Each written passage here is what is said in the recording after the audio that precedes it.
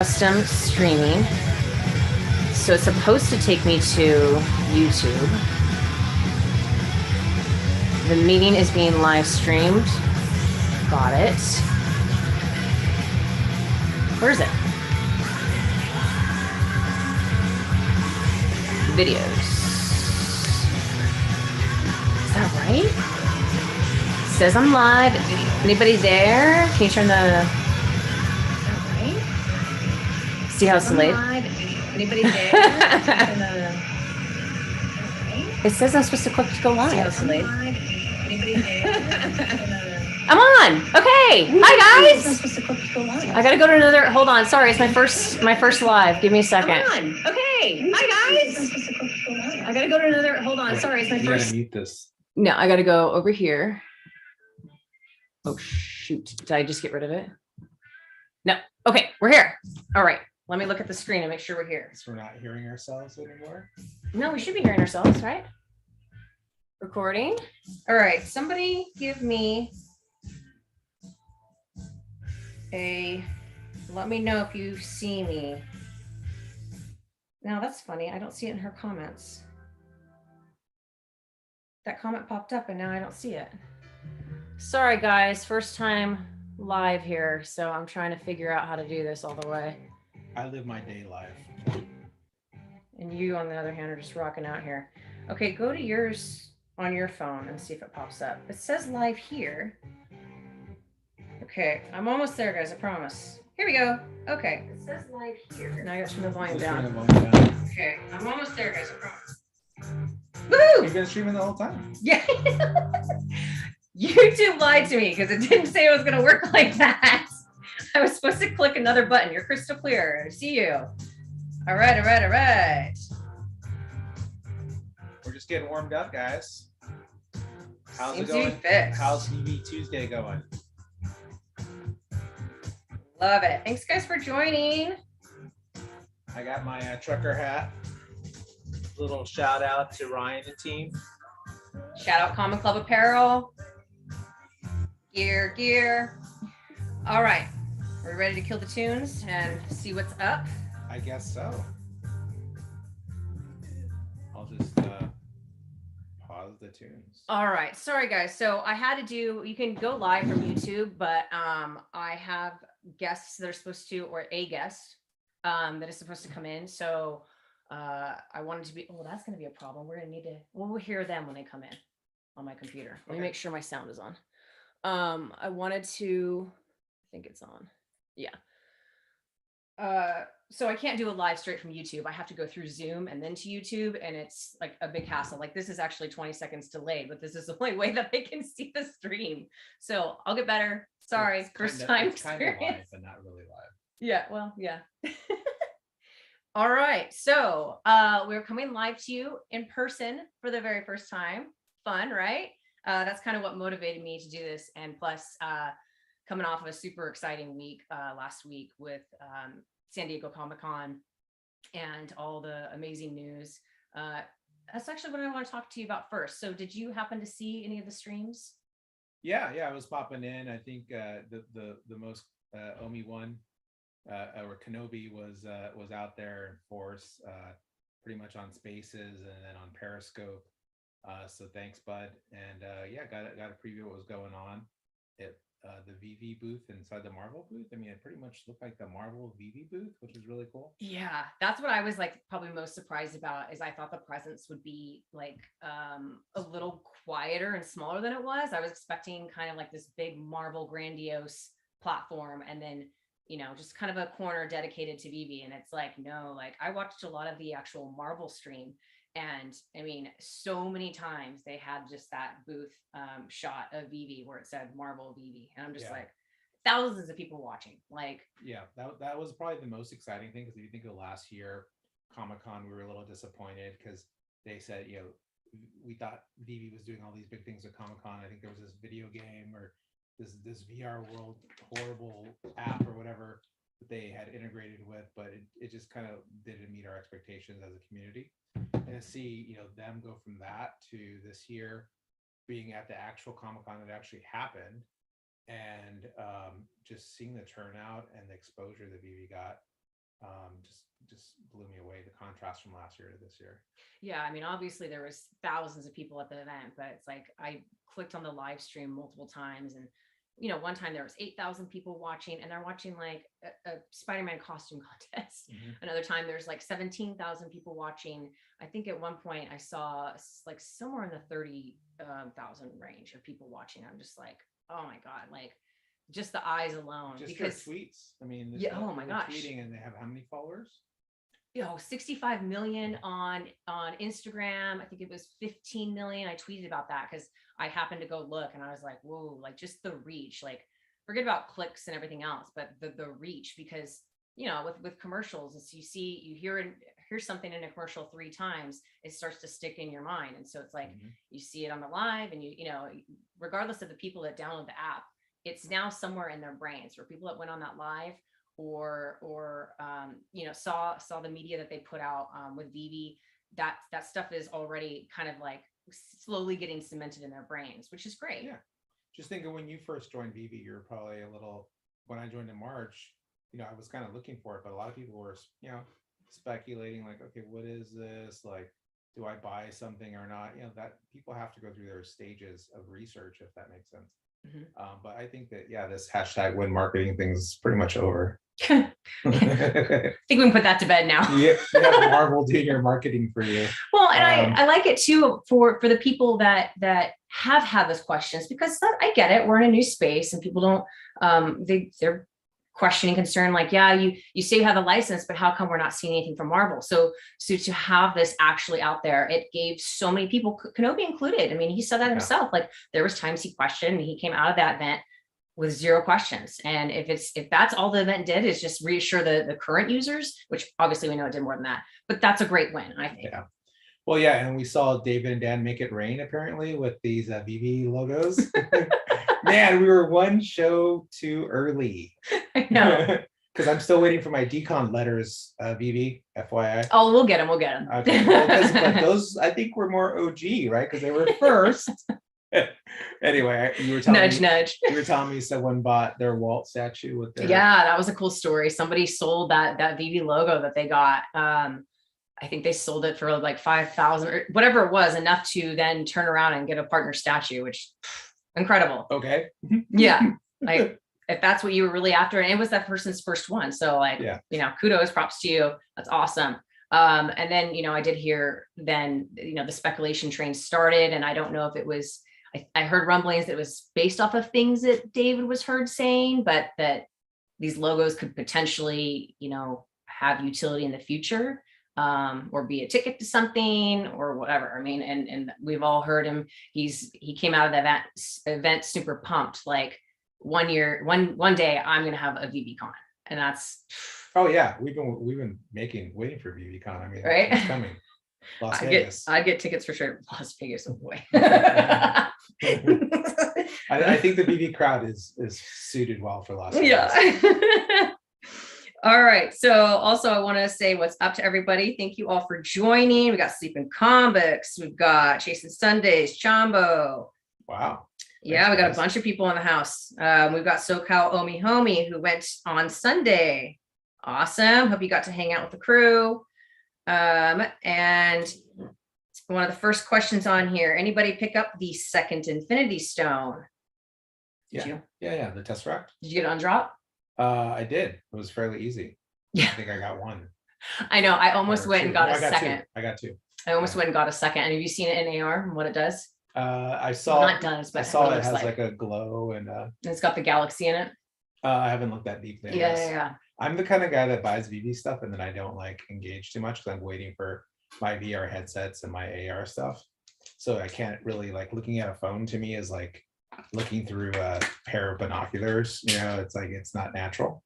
So I'm waiting for when VeVe just ties into VR, AR. Well, and the other thing I think that's cool about you is you buy your things and you love what you buy and you're happy with what you buy, and so you can buy it, put it on a shelf and forget about it. And because you feel good about your purchase. And I think a lot of the community sometimes gets stuck in getting the collectible and then immediately examining it and like looking for flaws almost, or, well, this isn't what I thought, or it's better than I thought. And then, it gets the speculation train going and all that. But Yeah, you have a different approach. You're just like, I'm good with all I got. Like I everything I stack. have, I'm good. I like to stack. Like this Darth Vader up here, that's way up there at the top. That thing's We legit. pulled it out of my garage and put it on the shelf to share, and it weighs like 20 pounds. I mean, this is like from 15, 20 years ago or whatever. And it's like, yeah, that's OG. Yeah. I mean, look at all those collectibles. We had to put some. We even got some Marshmallow Man. Got some good stuff back there. Super fun to look at.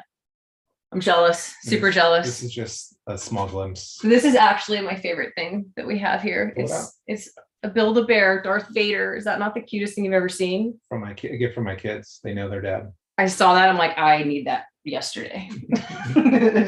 It's probably the cutest. It might compete with an Ewok, but that might be the cutest one. Is it better than the Darth Vader meditation chamber? I mean, like everybody needs that's a thing. Meditation chamber. Or maybe like, is it better than R2D2? I mean, come on. Oh, how big is this thing? This thing's got to be like. It's only 2,300 pieces. It's got to be what, like 2 feet tall? I actually have this as well. Yeah. Oh yeah, tons of things and toys to play with. We brought some of the boxes in from the garage so we could talk about this stuff later. Okay, other questions we've got going on here. What do you think about the Spidey poster? It was cool. Did you see the hoopla about it? Oh, like that it was a Banksy. And then I saw the tweet. I think I retweeted it. Where I'm trying to remember who it was. I want to give them proper credit. Where they shredded it like a Banksy. Yes, that was Deadpool, wasn't it? Yeah, I think so. Yeah, yeah, that was.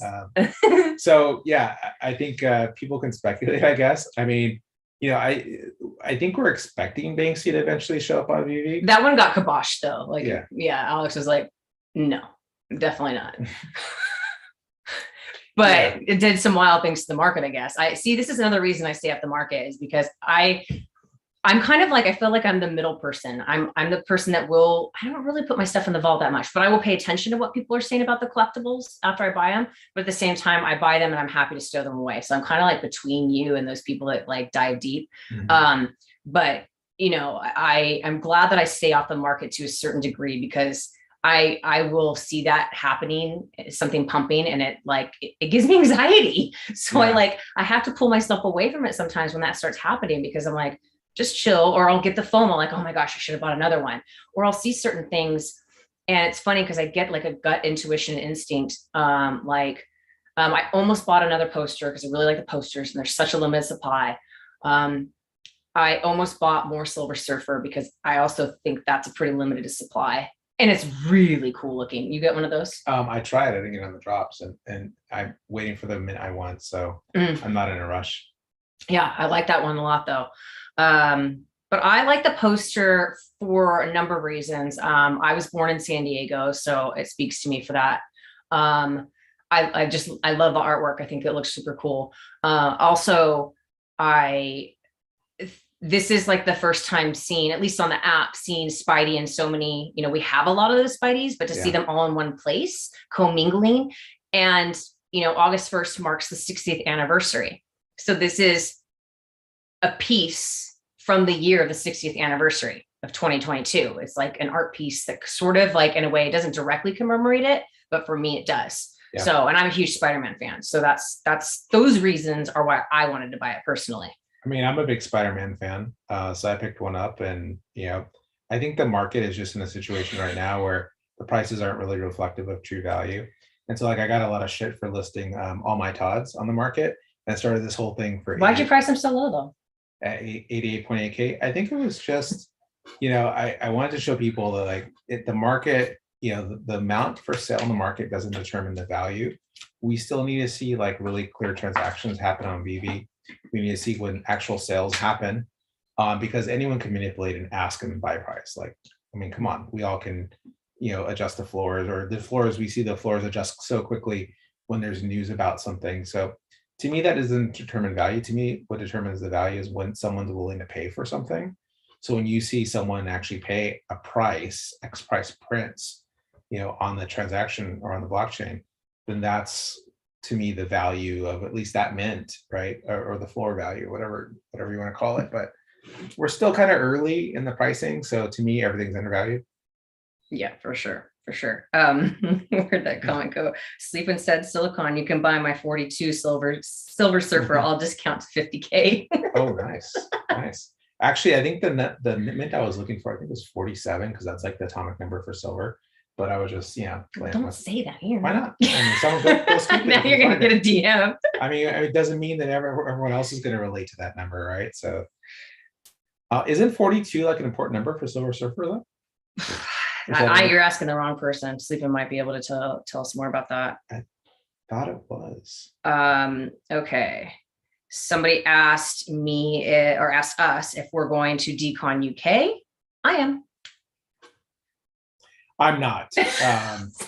Right. Yeah. Right now, I couldn't make it work with my work schedule and my personal schedule. So I wanted to really badly. And I could have got tickets super cheap. I know. I should have bought them then. When you tell it was like 600 something round trip. I did not pay that. I think it would have been like 500 for me or something. I did not pay that price. But yeah, I just couldn't make it work. So I'm going to try to go to Decon in LA, and to my UK friends and family that I love so much. I'm sorry, I won't be there, but I'll represent. You got the magic out there. I'll represent. And I know the way you guys drink in the UK, so magic. I'm not ready for that. Get ready. I'm gonna go in with like a set of rules. Must stay on track. Yeah, and you gotta brush up on your they love gin. So anything, you open the menu and you'll see like 300 different gin drinks at a fancy restaurant. Like literally. That's news to me. I did not know that. It's all about the gin. Drop podcast. What is up? Oh, and Bill Gardner makes a really good point too. And I thought the same thing when I looked at this poster. It's the first time seeing Miles. Okay. I mean, I don't, you can't give that an FA title. I don't think. The first time I saw Dinosaur Spider-Man, or whoever that guy is. So, there's a lot of firsts in that poster. But that's a good point. So I wanted the impression though, because that's an art piece, anything that appears in there will not be an FA for the 3D collectible. It's correct? all about, so here's the thing.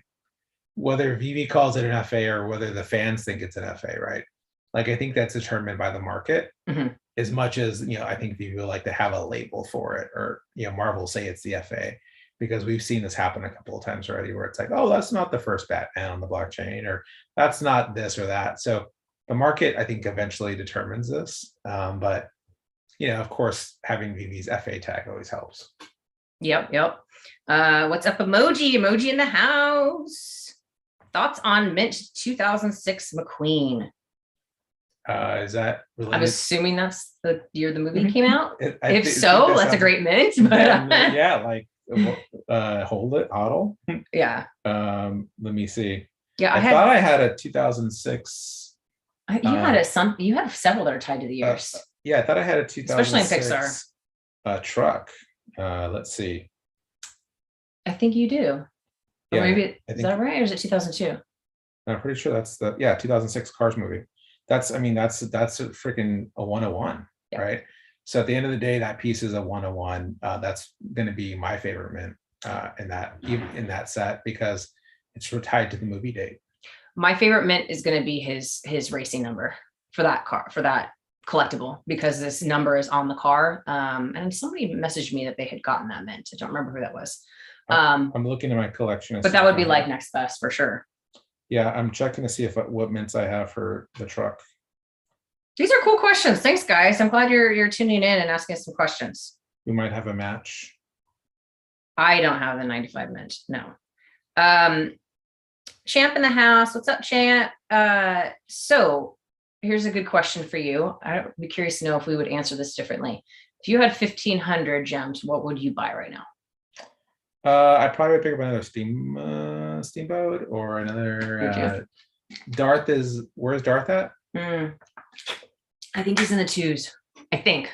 I haven't looked recently. If he was in the 1,500 range, I'd probably pick up another Darth UR. I feel like him and Todd are going to compete for the Grail status for a while. And you're going to have your ultimate Star Wars fans, and you're going to have your, I want the very first NFT VeVe ever created, / the very first Batman that's FA, from VeVe. Yeah. So I would probably go for a bigger piece. Instead of spreading out to getting like a bunch of oh boy, we got a special guest. Oh, live from Jamaica. What's up? Hey, how's it going? Good. You're like sideways. Am I sideways? There you go. Is it too loud? How's my audio? Not bad. I gotta put my audio up because on my side you're a little quiet, but I think you're good. Okay. Yeah. There we go. You just relaxing, Right. cocktail on the beach. Trying to. Yeah, it's my buddy just got married, so it's like about 70 people all here for him. So he did well. That's awesome, dude. So we- Oh, man, Yeah. Drinking some rum punch Yeah. on the beach, man. I'm gonna walk and talk because I'm trying to hear you guys, and I feel like the waves are too loud. We can't hear him at all. Dang. Rub it in. No, we can't hear it all. We hear you really good. Oh, you do have the Okay. 2006 truck. He has that. We were talking about mint numbers. He's got the 2006 Pixar truck. Oh wait, you can't see that. Oh, That's man. ridiculous, eh? I got the 2000. Well, someone has a 2006 McQueen, so we're twins. Yeah. There might be some talk there. Awesome. It's good to see both of you together in the same room. Look at this. And hey, this is your like FA on my channel, so thank you. Oh my God, thank you for starting a channel. I was waiting. I was like, when is she gonna start? And so look at you go. Already had David you on. I mean, you already hit the grand slam and you just started. It's all downhill What's up from from here. here? Yeah, exactly.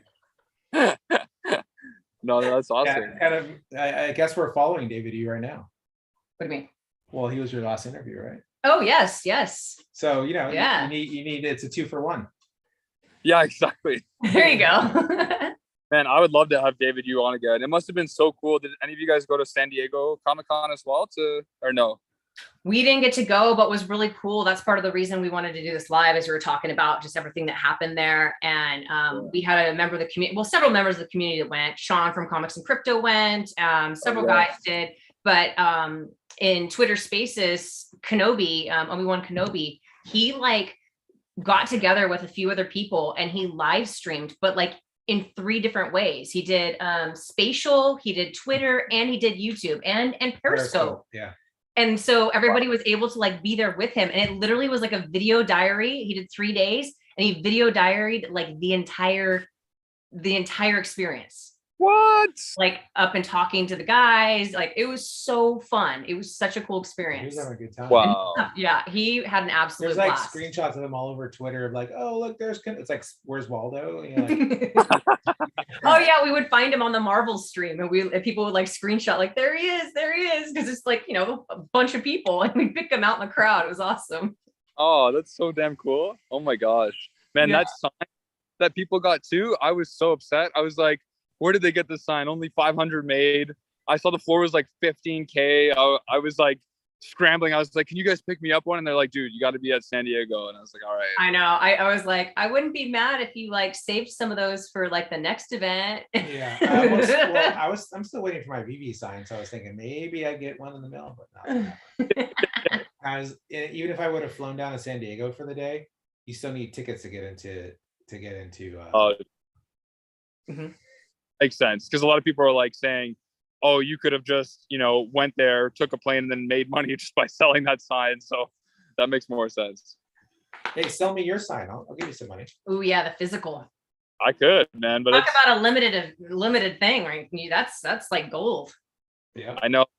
I still can't believe it when I got it in the mail. And the only thing is that the sign, when it showed up, was a little beat up. Like there was little like pockets, so I had to like paint over it with a black brush because it was peeling.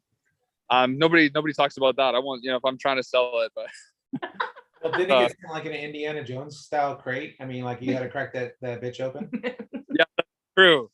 Man, some people were smart. Some people didn't even open it and just kept it secured. No way. Yeah, like Oh yeah, actually, Dozer's got one, doesn't he? I don't know. Yeah. yeah, he was one of the. I don't know if he's still involved in the community as much, but he used to have like a comic NFT kind of channel surrounded around VeVe, and yeah, like Silicon said, like he was like about to open it. He's like, psych, this is going to be in my storage for 10 years. True collector, man. Yeah, right? Yeah, I never think about that stuff. Like that was one of the things that was so crazy about David's interview is him like holding still having like paper tickets from when he was a kid. I was just like, how do you even think about that? As a child, especially. Like, well, I assume he was probably a child. He was destined for it, right? I know. Yeah. Yeah, that interview was so good.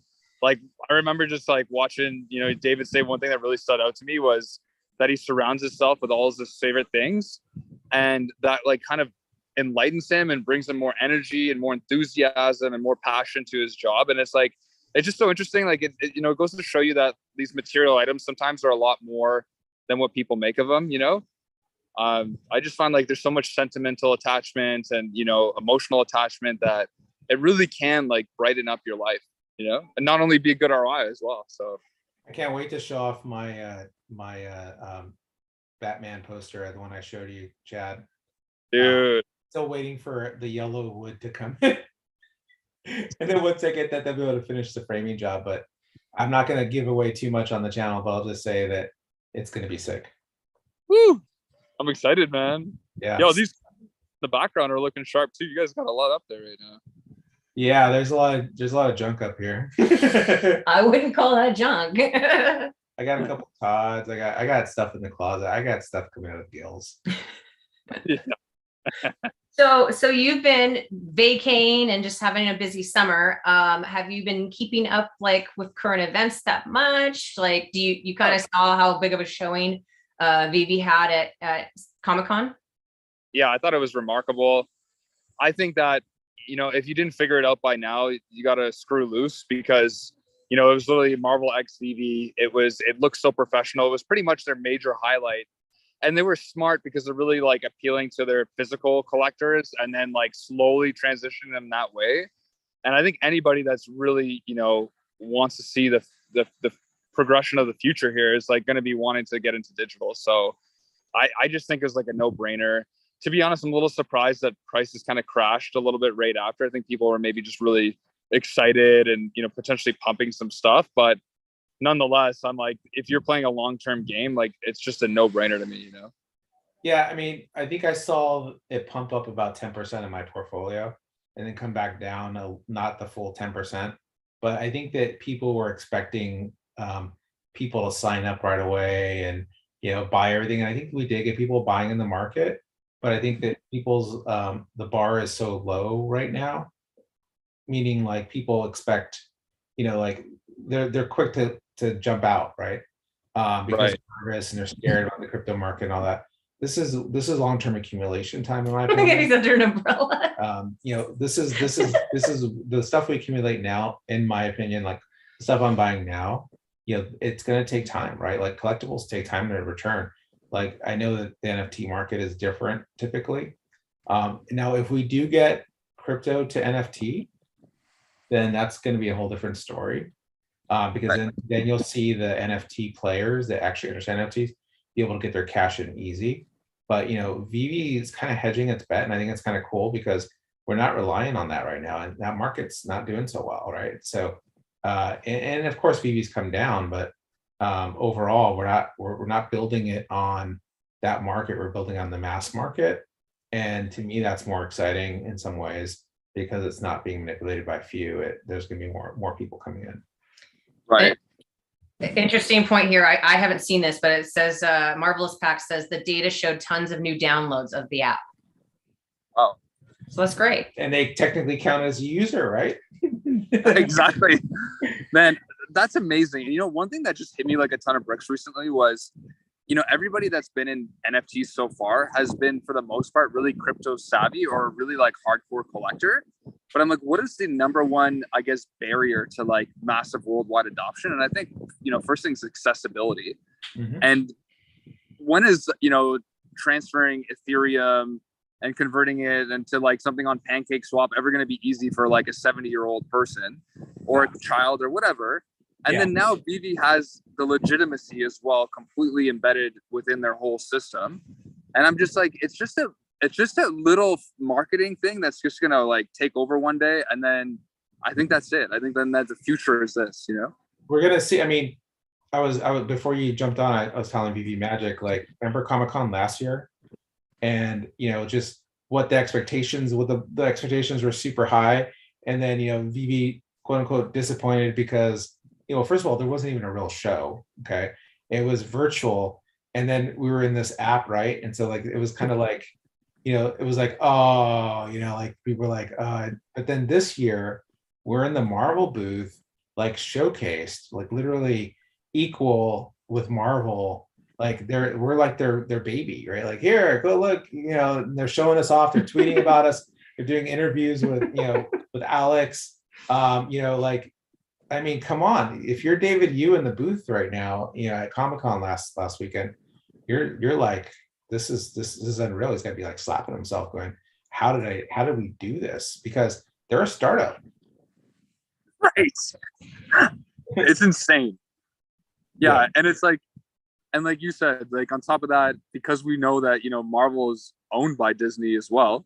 And it's like, well, when's the next event? Like, was that, are we going to go to Disneyland or Disney World and see something similar? Like, this is just one of many. Like, it's just, and it looks so professional, Oh my gosh. Yeah. So the next one at Disneyland. Let's go. Be there. One video that I saw on Instagram, I haven't been on Spaces too much in the past couple of days, but was video of David Yu talking to somebody, and people were asking him pointed questions, and which is always dangerous, especially on film. But they asked, like, will there ever be physical to go with the digital? And he said yes, like that they will their own. I mean, obviously, obviously, you can, match your physical counterparts, but like that's going to be something that they do as well. Yeah, I mean, I think he mentioned in the last AMA 1-of-1s, right? They're going to have 1-of-1s, and they'll be tied to physicals, and they'll ship out physicals, and people will be competing for these. So, I mean, VeVe's got some stuff up their sleeve that we're just, and to me, they got the formula right. Like, the people that are still here are hooked. Like, you're in the slot machine, you're looking for your mint number. Like, it's a game, right? And you're playing the game every day, right? Like, you're looking at your vault, you're playing with your collectibles, your mint number, you're flipping, and they have people engaged, and that engagement level is the number one thing that companies want. They want engagement. They want their content to be relevant. They want it to be talked about, because that's what keeps it alive, right? And so VeVe is a conduit for that. And we're in some ways, we are users, but we're also the product in some ways of that, right? Because there's value that we bring as a community. Yeah, it's a great point. Yeah, I love hearing your voice, because I'm like, it's been so long since we've done an interview, and I'm like, man, still I forget how wise you are. I was like, I feel like you're VeVe's philosopher. I feel like that's what I love it. I want to buy you a rum punch on the beach, Mom. Yeah, man, I'd love to. You know what? Yeah, look, it's it's funny. The weather is just getting nice now, but before this, it was cold, man. It was like 23 degrees Celsius. Maybe I don't know when what that is in Fahrenheit, but probably in the 80s, 70s, maybe. For Jamaica in the middle of the summer, you wouldn't expect that. So it'll be nice to see a change of pace here. So hopefully it warms up, or I'm going to go back looking more pale than I do in Canada, and that's not. Did your friends have rain on their wedding day? You know what? They almost did. It was like everywhere but their actual ceremony was raining, like everywhere in each direction. It was like as if somebody parted the clouds for their wedding. So that worked out. Oh, well, and rain on a wedding day is just actually a sign of good luck. So maybe we should have welcomed it. Well, they got it surrounding. They almost got good luck. No, it's good luck without ruining the day. That's good to know. I like that. They surrounded them with good luck. I like that. Excuse that if you get rain on your wedding day, then your excuse is, this is good luck. Yeah, exactly. That's how do we turn this bad luck into good luck? I like it. Yeah. All right. So it's good seeing you too, Chad. Sorry, I was just saying it's good seeing you and hearing your voice. I know you've been traveling the world, so good to see you. Well, you're still traveling the world. Yeah, thank you for sharing time with us. But yeah. Oh, of course. Yeah, it's really atypical for for me to be traveling so much. So I look like I'm a big jet setter, but I like hardly travel. So yeah. Well, I'd like to be cool though. Not anymore. You're traveling. Yeah, exactly. All right, guys. Well, great seeing you. Thanks so much for having me on. Hope you guys have a great rest of the day, and let's do this again soon. Maybe on my channel. I'll miss you guys. Yeah, sounds good. Thanks, dude. And where's the goblet? Oh, his goblet though, right? Oh, yeah. Supposed to Oh, I was gonna have. Well, see, he didn't come with the rum and punch. I was gonna have a goblet of wine to match your rum and punch. I could have done that. I was like, let me at least be sober for this interview, but you know.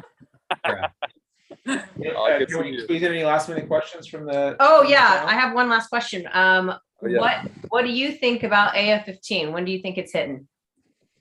Okay, so there's no way David and Dan could just flash their AF15s at us like that and just expect everybody to be like, oh, thanks guys, like, and this not be dropping within a short time frame. That's just my opinion. Yeah. I know there's a lot of speculation, like August 1st, or is it August, 15th, or is it Spider-Man? They like everybody's has their different thing. I think it's going to be the same time as Marvel 1 last year. I forget exactly what that date was, but I just think it would be like a full year since the inauguration of, Marvel actually releasing a comic, and then that to like, celebrate that day with everything else in August that's important, they would release AF15, and I feel like it would be like a quick announcement within like a few days, and all of a sudden it's dropping. And I'm hoping that I'll actually get this one because this is a big one. I was waiting for Blue Todd on Todd's anniversary, and Blue Todd never came out. So I got a message for you to say, when is my Blue Todd skin coming out? But I did pick up the Spider-Man poster 801. So so I picked that up. I don't know, 4 times 4 or something small. Nice. And I'm like, this is like the best mint. Dude, I need to just take a whole trip into your collection and just like go through all your mint numbers and just like pretend they're my own for one day, Eventually we'll get there. We'll be able to share our vaults out, right? So I'm looking forward to that. Yeah. But yeah, we're away from Jamaica and your wife and having a good time, and like, did you take your dog out there too? Man, I wish. Our dog's back home right now, unfortunately, but I'm missing her, Aww. Yeah. Oh. Yeah. So enjoy, send us pictures. I will. Yeah. Yeah, thanks so much. And sorry about like the waves or any feedback that you guys got, but no, it's good. Yeah. Oh, no, really appreciate you having me on. Keep rubbing it in, Chad. It's all good. Hey, at least he wasn't like in board shorts. Sorry about the ocean, the beautiful waves back here. Yeah, so sorry about that. Hey, but you know what? You guys live in California and I'm in Toronto. So 8 months out of the year, it's a disaster for weather. It's just rain and snow and gray clouds. Why don't we plan a Disney trip? You and your wife come down, and then we'll get Magic, and then maybe we'll squeeze in a small crew. Because she's promising Disney tours. Honestly, I would love that. That's her Walt utility. So. There you go. How much do I pay you though? Is it expensive or do you own a Walt? I do. Then you're in. Then you're in the club. Okay. Easy as that then. I love it. All right. Thanks, guys. Yeah. Take care. Thanks for dropping by. Yeah. Thanks so much for having me on. I'll text you soon. Okay, take care. All right, bye. How fun was that? That's cool. I love him. Live from Jamaica. I mean, only Magic can pull this. That's why you get classified as a special guest. If you come hang out with us while you're on vacation, literally on the beach, you're special guest. That's a big deal. That's awesome. You're in to win. All right. So I'm going to go through some of the questions. Are Kenobi's videos online anywhere? I think they are. If you want to go back and look at them, what are those? Was the handle that helped broadcast it. So I think that's his channel on YouTube. I'm pretty sure it is actually. Everyone DM Kenobi and then let us know. And then let's see. This is an interesting question, and I don't have the answer to this, but you might. Personal choices for the first artist 1-of-1 on Artist Alley. Like, what would you want? So the Artist Alley isn't out yet, right? So like when they're going to do the 1-of-1 and you can get like the matching art piece to go with it. Like, is there something that you would like just really? Wow. I mean, because David, you mentioned this a few times, like they would be doing things that you can't really buy right now. So what are things that you can't really buy? Like, well, do you think it's going to be like art that is specifically commissioned, like from an artist, new piece of work? Or could it be existing art? Like you have the 1-of-1, I'm not going to say Mona Lisa because that sounds like almost impossible for you to pull, but I mean, maybe not, but you have a 101, I don't know, Da Vinci or something, or NFT version. Yeah. Because you go to Britain, you go to the UK, they have, and by the way, when you go check it out. All the museums are free, and they have a huge collection. Wouldn't it be great to raise money, for them to figure out how to raise money for charity or for whatever, by creating 101 NFTs? Good point. Next question. Thoughts on the new Disney Parks Experiences and Products folder on the app? You saw that. Interesting. I think that we're going to get some utility. What is it going to be? Am I going to be like tying my VeVe app to my wristband, or is my app going to be, because the Disney app does a lot of functionality. I think it's huge, by the way. It does a lot. It drains the hell out of my battery whenever I use it. Oh my gosh, yeah. Kind of like VeVe did in the early days. If you're still sometimes. Yeah. But I think that there's going to be engagements and interactions and special things. Like, what if I can go up to a place that nobody knows about, except maybe if you own that NFT and you scan, your QR code, right? That verifies that you own that collectible, or you scan your collectible, there's a barcode or something. And now I get a special show just for me because I own that NFT. Yeah. So, and when I saw it, I mean, somebody sent it to me. I didn't see it on my own, but right off the bat, I think it's more of a storage place, although it's interesting that nothing's in there. Like, I think that's can house our Disneyland posters and our Hong Kong posters that we got, because those are related to parks and attractions. So I think that's kind of their housing, their subfolder. But the wording on it and everything is very exciting. Well, we're gonna get rides. Wouldn't that be cool to get rides in the app? Oh yeah, like an actual ride. Like, I got the teacups. Oh, what number of teacups did you get? Like, literally, you have the whole ride. That's in crazy. an AR VR experience. You can play with it, and you're like, you can run the ride backwards and forwards. You can, play Disney. Yeah. One thing I was excited about coming over here is I still don't, which shame on me, I still don't have a the goggles. What are those? Oculus. I still don't have an Oculus, and so right there, go put them on. And so I'm excited to like mess around with them again. I need to get a pair. But yeah, I mean, can you imagine like when the time's going to come that you have that, or probably by then even better technology, and you're experiencing those rides, your favorite rides, and especially for people all around the world that have maybe only been to a park once in their life, but they obviously have like a favorite ride and they can experience it anytime they want. I mean, VeVe's built using the Unity engine, and those collectibles are built in Unity. Now they're optimized for mobile, but could they easily branch that off to some other app or some VR or some AR? Yeah, I mean, I think so. It would take some work, I'm sure, but that's kind of how I see things going here. Like, if we don't bring them into AR VR, because that's where things are headed, then they won't be relevant anymore. And what are these NFTs about? Relevancy. Yeah. Staying current. Yeah, for sure. What was your favorite drop of the Comic-Con drops?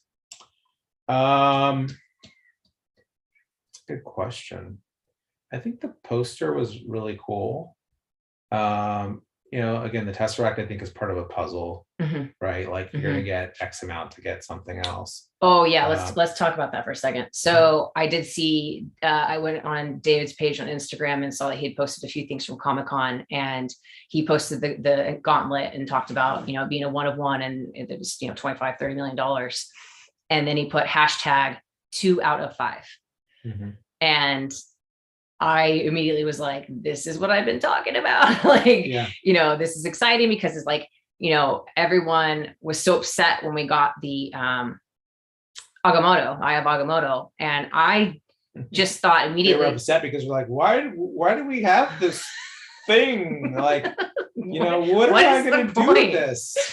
And so instead of like thinking of it that way, I just thought, what could this be for? Like, that's just where my brain went. And, I connected it to a parks video, and just seeing how it's like, all the characters interact throughout the parks and everything is tied together. So why wouldn't our collectibles, especially in Marvel, and there's a whole timeline with Marvel and all the characters intersect, why wouldn't our collectibles also have some sort of purpose of intersection? And so when the second, and the Tesseract came out, I was like, I'm telling you, we're going to get all those stones, and we're going to get the gauntlet. Like, that's my personal belief. And so I commented, and I got a comment back that said, but there's 6 stones. So why would he say 2 out of 5? And so, I mean, granted, I don't know, but Maybe I only got 5 out of 6. That would be so terrible. So, oh boy, that's a way to crush the market. So that was funny. So my thinking is you get the 5, and then if you have the 5, you get the 6 already, because the way it goes is it's the 5, right? And then the 6 is right here, as I recall. So if you get the 5, then you get the glove with the 6 already there, and then boom, like speculation, not financial advice. I bought an NFT that was a penthouse that I could go and bring people into. So why can't you get NFTs that interact with each other that turn into something else? And you get, I mean, they've already shown you they're going to airdrop you stuff if you've got, you know, certain collectibles, right? And I've been, the funny part is I haven't completed some sets. So I didn't get some of these airdrops, but I'm like, whatever, it's cool. I'm glad people are getting that utility because it's value. Yeah, I know. I was like super on the fence about the dinosaurs. I wanted to complete, and what's really impressive too is how quickly that was airdropped. I mean, and I did actually like that they told you what was going to happen. So I thought that was really cool. I'm getting to the point now where I have to pick and choose. I just have to, and especially with all this Disney stuff coming out, and you know, I don't think it's going to slow down, and that's where my priorities lie. So I have to plan accordingly. But I love the T-Rex. I think I got 2 of them because I love I think Grubba B's got 100 and something. A lot. Don't even get me started on his poster collection. Should we pull out a collectible? You want to pull out the special collectible we got to open today? Oh yeah. We're talking about this one. Check this out while I'm doing So I special ordered this.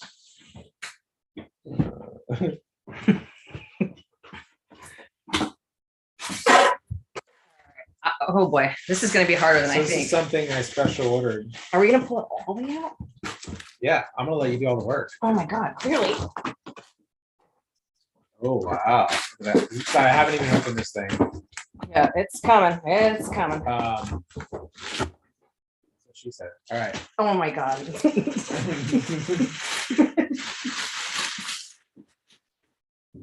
So I ordered both of these, and she came in first.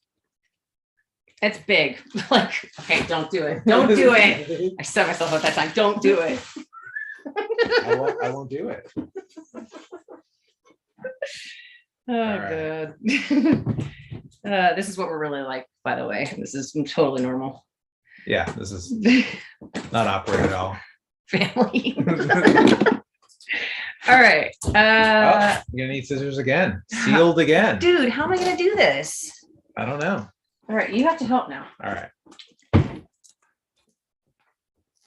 So I didn't get this one because these bad boys weren't cheap, but I did get Steamboat Willie, and he doesn't come until March, right, of next year. So this is like when you start buying physicals and then like you forgot you ordered something like, you know, I don't know, 6 months ago or a year ago, and all of a sudden it shows up on your doorstep and you're like, what is this? So it's kind of a fun game, I'm sure. But it's like Christmas. Yeah. And it's sealed pretty well. Yeah, it really is. Watch your fingers, that's very sharp. And I will say, I know somebody in VeVe, and I'm not going to say who, but I know somebody in VeVe that ordered this as well, or at least Steamboat Willie. Probably doesn't have this one. I probably have this one, and this person doesn't have it. Yeah. Flex. Yeah. Almost. This last bit here. This isn't the common one. People wanted the Steamboat first. I'm like, yeah, because this one wasn't back ordered quite as long. I'm like, you can't have Steamboat without Minnie. Like, oh wow, this is cool. Oh, she's like separated. All right, you hold this part. All right. So there's a base. I want to be really careful here. Minnie. Body. There's a hole right there, and the spot for what shoe. is? Oh, I see. Got her in. There we go. This is kinda so cool, just stinking like- cute. This is the new edition, Decapitated Mini. Wow. This is like made out of polystone resin. It's got a card it came with. That's cool. This thing's pretty big. Like, Yeah, it's the size of your torso. No, maybe not. it's pretty Your big. chest zone. She's cute. Yeah, so I am really excited because I got Steamboat Willie, and I would say this is kind of like, I feel like this is my first like legit physical collectible purchase that I've matched to, and I don't think these have mint numbers on them. I think they were limited, but I don't think they have mint numbers. Yeah, I mean, what does that little flyer say that it came with? An edition? Although it says MC-052. Oh, limited edition. 800 and ooh, you got mint 811 out of 3,000. Sweet. 8, my lucky number. So anyways, if anybody's interested in those, we got them on bigbadtoystore.com. Whoa, careful, I don't know if that's I know, I'm gonna move her. This thing's gonna tip the whole thing. You think that's okay? Yeah, I mean, Okay. she'll be part of the show. I don't know if she's gonna block me. Her ears right there. All right, we'll just put it right. Okay. into the zone. That was fun. Let's get back to Yeah. this. I was waiting to break it open. What do you think about Matt Gondek dropping another airdrop? I think it just shows the case for more utility. That Did he do one already? like, will he do another? I know that there was chatter. He put something on Twitter. I don't remember what it said, and there was chatter. So I think maybe he's teasing that there could be I another think we're one. gonna see like we're gonna see Kozik. We're gonna see more. I think we're gonna see a lot more from Kozik. A lot more from was it Jeremiah? Jermaine Rogers. We're gonna see like a lot more airdrops. I think the VeVe's queue is just kind of, they have a train, right? And of course, Disney Marvel takes precedence. Right. So is Vader the new king of VeVe? I actually want to ask you a question follow up to this, unless you answer it in your answer. Is Vader, I mean, I don't think there's like, when you say new king, like, is he going to surpass, Spider-Man UR, or, we saw him and Todd competing. But, if you think about it, like Vader's hasn't been out that long, and Todd's been out for a long time. Right. So that shows me that there's a lot of interest in Vader UR, or at least speculation. And so people are hodling. So I got my 7 hodled, we'll like stack more maybe. If it goes, I think I've seen some tweets, if it goes down to 1,000, 1,500 range, people are going to stack up more. I just focused on kind of getting some better mints. Nothing super special. I think I did get a special mint on the uncommon. I got the Return of the Jedi mint or something, or no, Empire Strikes Back. Oh yeah, I remember that. Yeah. So my follow-up question is, if Todd wasn't the first on the app, and he was still the FA Batman, and then you had this FA Vader, what would you want? I don't know. I've kind of always had a thing for Todd McFarlane. Okay. I like Darth Vader. It's animated versus, I mean, they're just like two different. It's kind of hard to compare. It's like, did you like this girlfriend or this? Like, what I mean? They're different flavors, right? But I would say, I would get both, and I have both, so like I'm cool with it. So if Todd Batman was animated, it would be no question to you. No, I'm just saying they're different. No, but if it was, would you still like? Would you feel even more strongly? Like you're basically saying you lean towards Todd. But I'm leaning towards Todd because Todd is the first, and amongst collectors, the first is always extremely significant. If it was Darth Vader being the first, then I would probably feel a lot stronger about Darth Vader, right? And it's not that I don't feel strong about Darth Vader.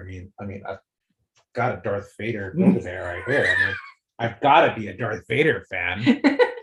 He's kind of holding that look. That's a little questionable. But yeah, so I mean, I think that at the end of the day, those are both grails, right? So people that are trying to pick and choose like which grail is going to win, I mean, I think that's hard. If you don't, like, if I didn't have a Todd or a Vader, I would get a Todd and a Vader. Yeah, I had a question. I've had a lot of questions actually, and I have a hard time wanting to answer them because it ultimately comes down to the person and what you feel is the best. I mean, especially because most of the questions I've gotten are you're comparing, greatness to greatness. So you're not going to lose on either one. But like today was Spider-Man, you are, Vader, you are, or Todd. Yeah. I think people are just trying to get market, they're like, the thing is like, do your research. Which do you think is a bigger fandoms? Which do you think is more significant? I think significance is an important factor.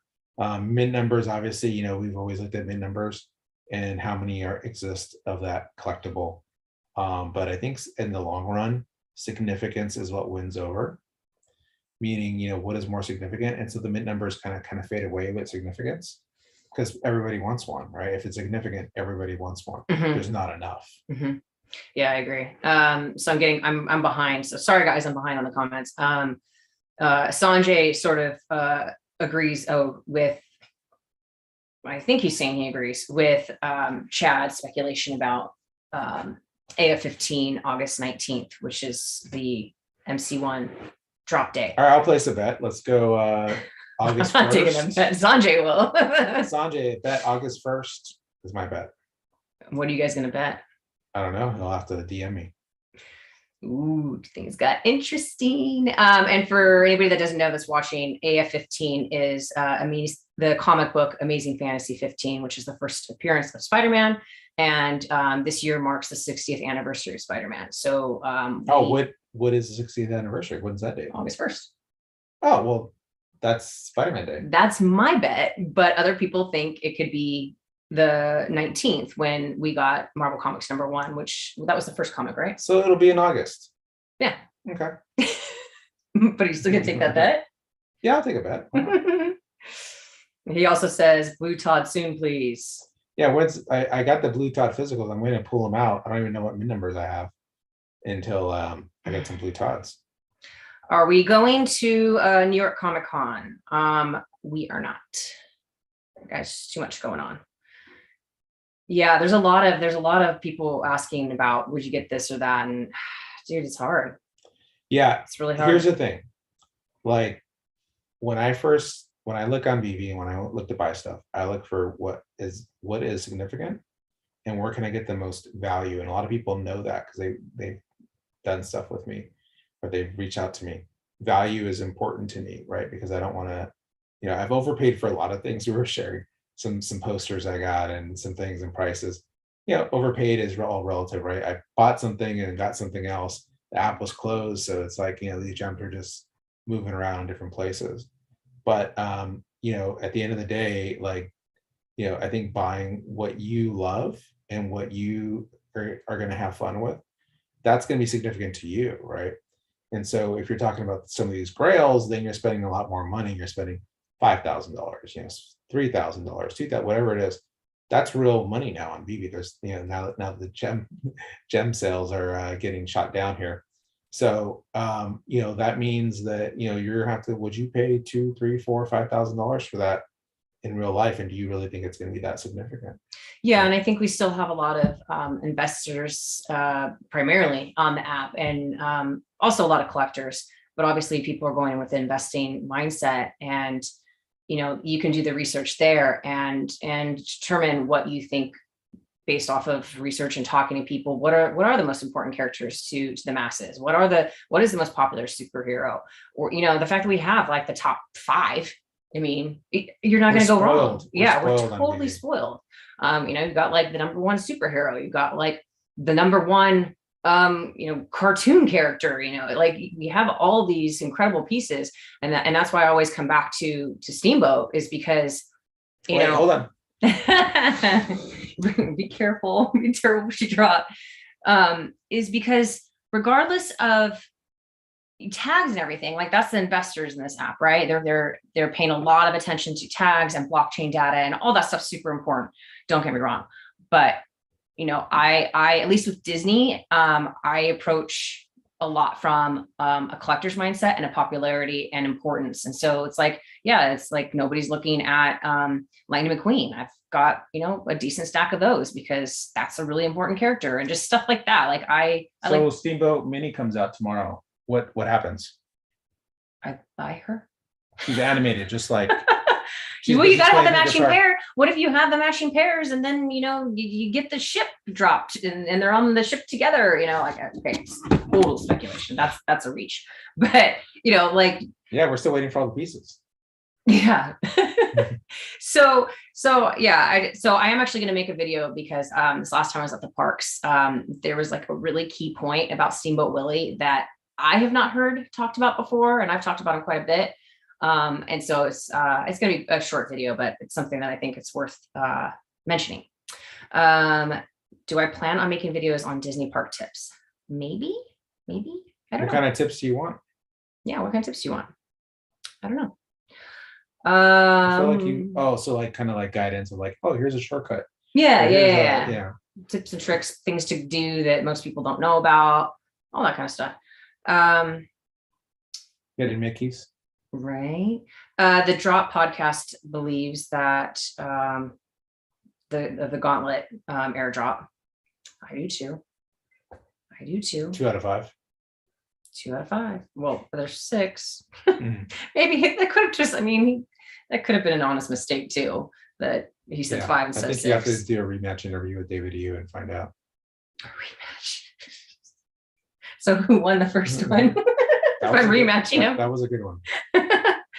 Okay, let's see what else we got here. I'm really far behind. Sorry, guys. Do I need to jump in here? We did order Steamboat Willie. Yes. Mini came first in the mail months ago. Live unboxing. So cool. Oh, I've got some Star Wars stuff to share. Oh yeah, you should do that while I'm looking.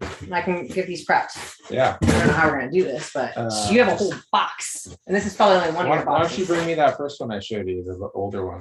Oh yeah, I'll just start handing you some stuff. This is 1984 Luke Skywalker in his OG card. We have all kinds. I wish I could show, but I'm not going to take the computer because it's just going to be a nightmare. And then Oh, okay, here's another. and then this is just, these are just toys. Like literally my kids look at these and they go, Daddy, why do you have these toys? Why can't we open them Can and I play with them? Play with these? Yeah, but when are all these guys coming to VeVe? Oh my I gosh. wouldn't mind having like some stormtroopers. Dude, I'm actually really, really excited because the thing that's crazy about that is I'm super interested to see what the mint run is going to be because you can't have one. Like you can't. What year is that? I can't even see it, so it's tiny. Where does it say the year? 2006? That's when I bought it. So that's when Or it's just the trademark. I don't know if that's no, necessary. the 2006 was when the episode was it episode 6 came out? No, episode 3. I'm confused. It's Okay. when the new series of episodes came out. Oh, yeah, that is 6. No, it's not 3, 6. It's 9. Episode 9 probably. Yeah, Wow, we we're- sound really we're uneducated. stumped. I think that's episode 9. Someone message us. Are What happened in 2006? Are either of us going to D23 in September? I don't know. I'm not planning on it per se, but if an opportunity arises, I might show up. I mean, if VeVe invites me, then I'll probably show up. So the thing about it is it's the weekend directly after UK DCon, and I'm extending my trip to go to Disney Paris. So I'm getting home on a Thursday night, pretty late. And then right to the Disney D24. Yeah, like I wouldn't be able to do all 3 days. I would only be able to go for one day, probably realistically like Sunday. Like I might be able to like get it together to go Saturday, but I was talking to somebody about potentially going because that's relatively close to me. And I can work the VeVe booth. Do you think there'll be a presence there of some kind? I But mean, again, they're going to be in the UK, so like that's a really fast turnaround. yeah, it's but I mean that's the possible, way it but- works when you're a startup. You work shows. So you think you could see something? Why not? Disney's got a big connection with VeVe. This is a good question for you because I wouldn't know how to answer this. How is VeVe handling identity theft? Is that the reason crypto transactions are shut off? I'm not sure why crypto transactions are shut off. I don't know either. But how are they handling identity theft? I think that they rely on their KYC processor. So when you go through the KYC process, you actually use your face, and then you use your ID and a utility bill. Now, could someone, I guess, steal someone's face, identity, utility bill? Maybe you could get 2 out of 3, but you would need their face. So they would need to be awake with their eyes open. And I guess you could tie them up. Just joking, but no, maybe their account could get stolen afterwards. Is that the question? Maybe he had a little more color and like. Yeah, maybe expand on that a little bit more. But in general, the KYC, you know, that's kind of really seemed pretty thorough to me. I agree. Yeah, we got people saying they want at least 100 stormtroopers. Ewoks. I want Ewoks really bad. That's the one we want hype men sell as stormtroopers. Yeah, no, that's why I'm like really curious. I feel like potentially that could be our highest net run of anything dropped to date is when we get stormtroopers. That's going to be a pretty sizable net. They could just sell like a platoon at a time. Yeah, you could buy an army. That's true. Win army men. That'd be cool. The army guys from Toy Story. Ooh, I should have a VeVe meetup pregame at Disneyland before Anaheim. Not a bad idea. Not a bad idea. Magic's backyard. Not actually at my house. This I do want to talk about too. First of all, what is your favorite Star Wars character and toy? Darth Vader. That thing maybe up and there. Toy. Yeah, it's like, what's your favorite baby or kid? You know, that's a tough one. I would say, you know, I mean, that one's a nice statue. I kind of like my Todd statues. You love that Todd, man. Because I mean, look at it. You love it. It's so intricate and very beautifully made. It's kind of hard not to just appreciate like the complexity of that piece. You are to Todd what I am to Steamboat Willie. I just have mass appreciation for that collectible and character. Well, I've got the Steamboat logo set. My daughter has it in her room. Nice. The house cleaners like knocked it over and I had to put it back together. But bummer, dude. There's a couple pieces that still need to be. Anyway. Let's talk about the Disney posters. Those are sick. You've got let's start with the ride posters from Disneyland specifically. People are going pretty nuts over them. Yeah. I think it's amazing that they're all secret rares. I think that's being like crazy. I mean, not so much anymore because people are seeing it, but like, when's the last time you saw a secret rare anything really drop on the app after on the market for $60, $65? Right. I don't even with like Mermicornos, like anything. I don't think I've seen anything drop like basically at retail price on the market after a drop, and it's 5 secret rares. Well, they've come up since. Oh yeah. But because people are stacking. I've seen the numbers. I like the Disneyland set a lot. I bought, you know, I didn't go nuts. Like, you know, I got a matching set, so that was cool. Oh yeah, what was that mint? 1940.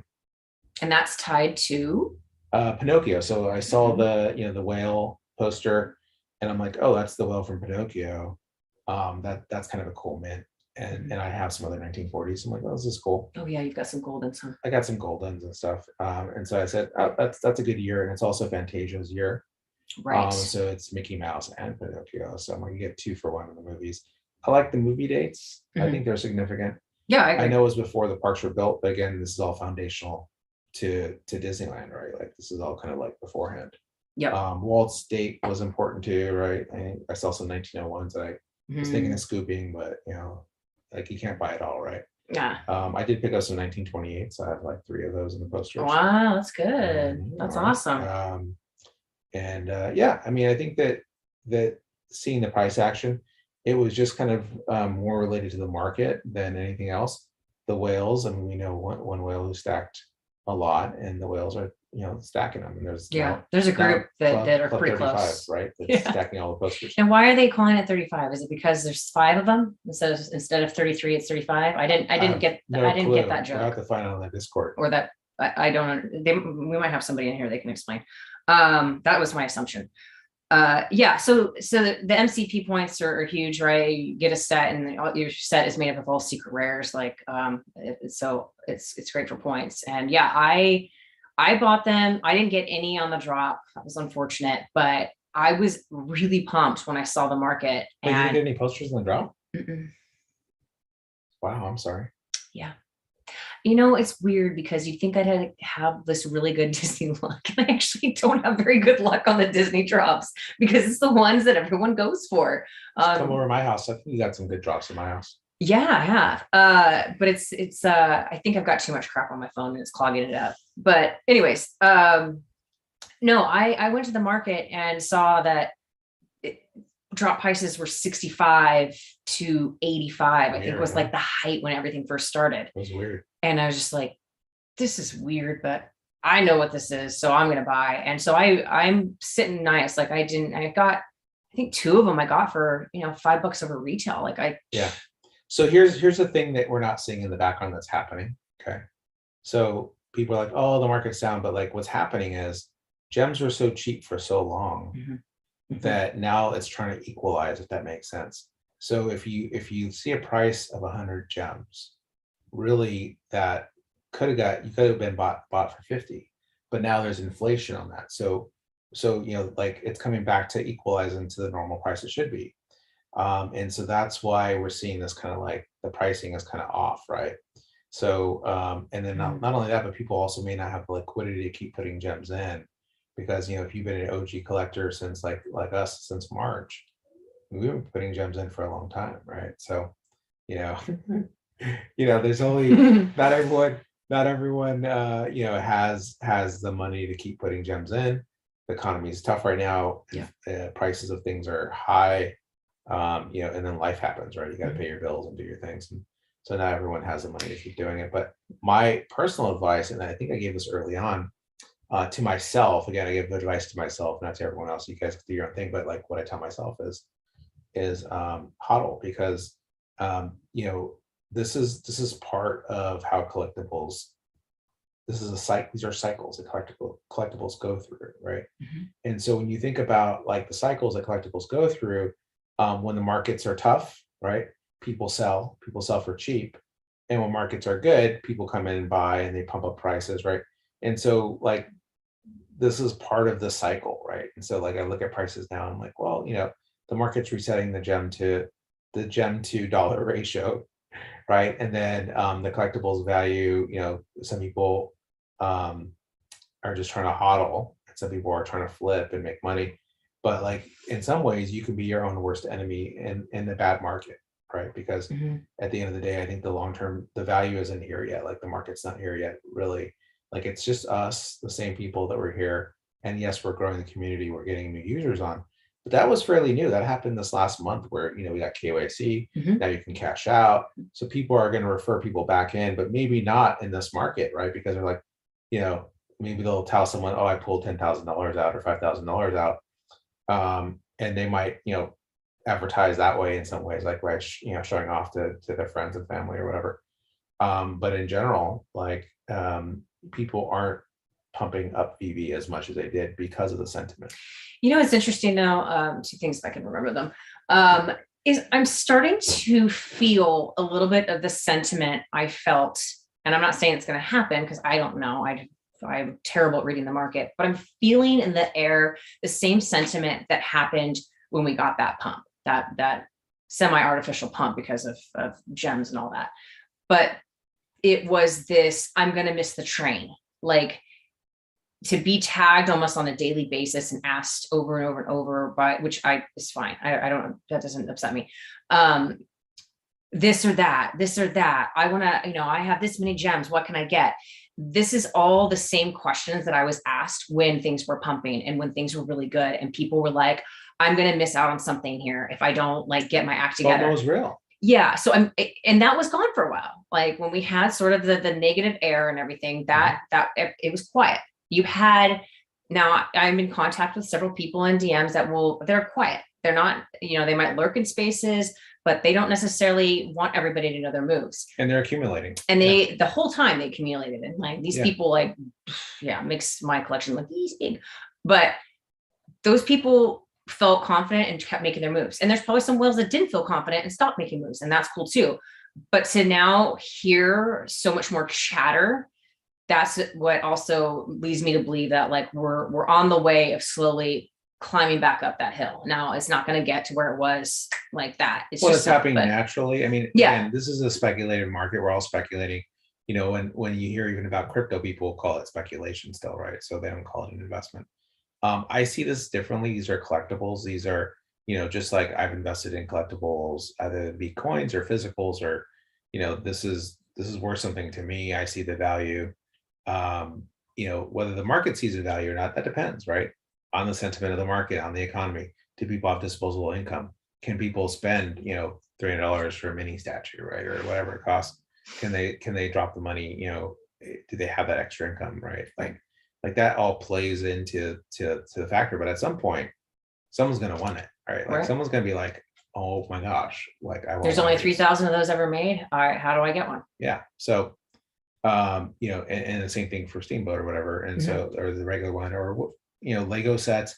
We've seen Lego sets go up and down in prices. I mean, all these collectibles go up and down. And so it's just a matter of time, in my opinion, if you get some of the right ones. Now, can you get some duds? And like, yes, yeah, of course. But you know, what's cool about VeVe is it's kind of hard to miss. Like, it's like shooting fish in a barrel. Yeah. Like you've got the first Mickey Mouse, the first Walt, the first, you know, Batman, the first Spider-Man, the first Marvel comic. You pick your flavor. Like, what do you like? It's the first. Yeah, especially like that's comes back to the people asking questions, and it's like that ultimately pick the one you like the best, or maybe even the one you're willing to part with the easiest, because you know if you're anything like me, you get it and then you're like, well, now I don't want to get rid of it. And you bought it for investment purposes, right? But you know, it's the $50,000 Walt question. Would you have sold your Walt at $50,000? People ask me that. Oh, don't you regret like not selling? But no, because you know, it's not time to sell. Like, yes, Walt went to 50K and that was awesome. But it's not mature, right? The market's not mature. And I think Walt's worth more than 50K personally. So I'm hodling. Agree. This is a good question. What do you believe is more valuable, secret rare comics or grail collectibles, or a balance of both? There's a lot of people, so I'll give both sides, right? There's a lot of people that think that secret rare comics or comics in general are valuable because there's already a proven market, right? From comic collecting over the last decades, right? And so that's a really strong argument. But there's also a strong argument for collectibles, right? And even the opposite, where these digital collectibles have caused the prices of these physical collectibles, like a Todd statue, to pump up, and where you can't find them because people are hoarding them in their closets. So it's really about price and demand. I think, you know, but with that first assumption that the comics are going to be it, then you have to think that you have to convert some of those comic collectors over. Like, you know, Sleepin's one of the ones that's converted, right? But how do you convert the ones that are spending all that money? You know, are they going to want an AF-15? Do they even see it as valuable, right? So some of these collectors and their mindsets, even on the physicals, whether it be comic or physical, don't believe in anything digital, right? And so that takes time to educate the market for it to be valuable. Sometimes a lot of people need someone else to make it valuable over time, and then they see value in it, just like art.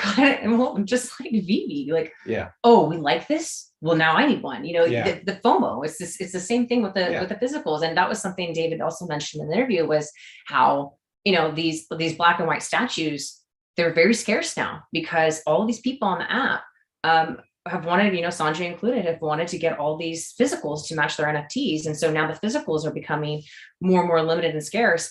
And that was another really awesome thing about Kenobi being at Comic-Con is, and I saw him talk to at least one comic person. And, you know, there is that argument where some of the comic people don't understand and don't like this digital thing. And he said, look, like, I didn't have a single comic until I got on this app. And now I want them all. And he has a hefty collection. He took like a stack to get graded when he went there.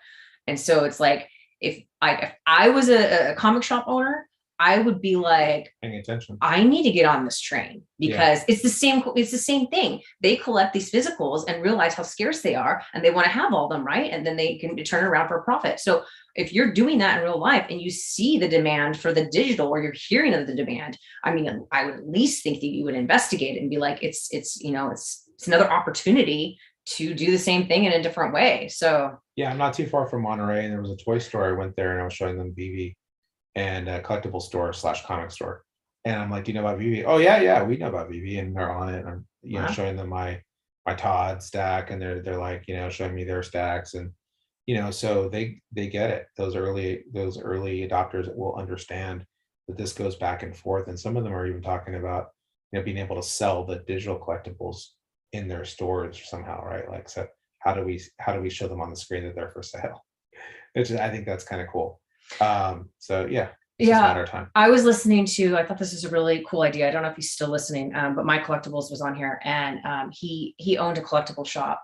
And he was saying if he still opened, or if he still had one, or if he reopened one, that he would now have a section of the store for his digital collectibles. And I'm like, that's so brilliant. Like, that, I mean, that's what it's going to come to, Yeah, and you would have the physical matchups, right? Exactly. That's what he said. That's exactly what he said. I think I showed you the Jim of Food book I've got that ties in with pop art, the pop art print. I've got my my Eve coming that matches my digital collectible. It's too bad I didn't come in time. I've got one of the Todds. What do you mean? One of the Todds matched up. Oh, your mint number. Right. I've got my Harley Quinn 19 up there matched up with my digital collectible mint number. So yeah, I mean, this is a game. This is a fun game to play. For sure. Sanjay asked, do you think July 30th, non-KYC selling stuff on floor to get, I may not be understanding this question. Selling stuff on floor get restricted, and when those go, floors rise? Yeah, so the question is, like, when people don't KYC on July 30th, we're gonna have less people in the market, and will that impact the prices? It depends on if VeVe automatically delists. Yeah, and what do they do with those collectibles then? Well, I mean, they're in their accounts, but they can't buy or sell them. Right, but because they're not KYC. So, I mean, conceivably, especially if they have 20 accounts, they're not going to be able to KYC those. So those, or list them or sell them. Right. So those collectibles then just sit forever. Well, so VeVe had said, I think David, you said in the last video, AMA update, that if you had multiple accounts, they'll let you merge them into one account. So that was coming within a month or two. Right. Yeah. So yeah, I think there will be an impact. How many Todds are on the market now? What's today's date? I think the delisting was supposed to be sometime today.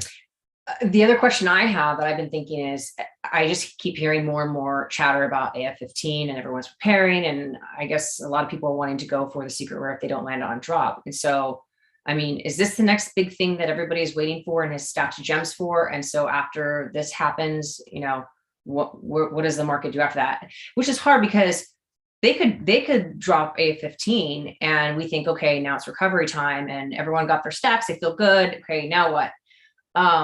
But what happens when we get the next big announcement and it's another heavy hitter? I mean, right. That's gems where need to come from somewhere. Yeah, and that's where it's like, more users is obviously going to help with that kind of stuff, but I think over time stuff is, I don't list anything unless I really need the gems. And I wanted to talk about the prices. Like, I love the prices as they are now. The only reason that I've been able to participate as much as I have in the drops and the market is because I had prepared a decent stack of gems going into the Vader drop for Vader. And then I sold one too early, but it is what it is. You sold Vader? I sold one. Yeah, I still have another. Is it bad man? No, I was trying to get Walt, and Walt was dipping, and I wanted to have the gems ready. And I thought Walt's still dipping, isn't he? Yeah, but I'm not even close. But I thought I was going to hit it right. I thought I was going to time it right. And so I thought I was selling at a good point. And I made profit. Like, it's not the end of the world, but I wish I had him still. You got him on drop and then you sold him. I didn't get him on drop. No. Oh, sorry. No. That one I paid 1,000. I don't remember. I paid 1,000 for one of them. I got 2 on drop. I got lucky. Damn, that's crazy. That's awesome. Yeah. So I sold it and then I have those gems. And then, you know, Walt's been doing quite a bit of roller coastering. He really has, which in one respect I love, because he gets to a point and he gets bought up. He gets to a point and he gets bought up. Like there are by Dr. Profit.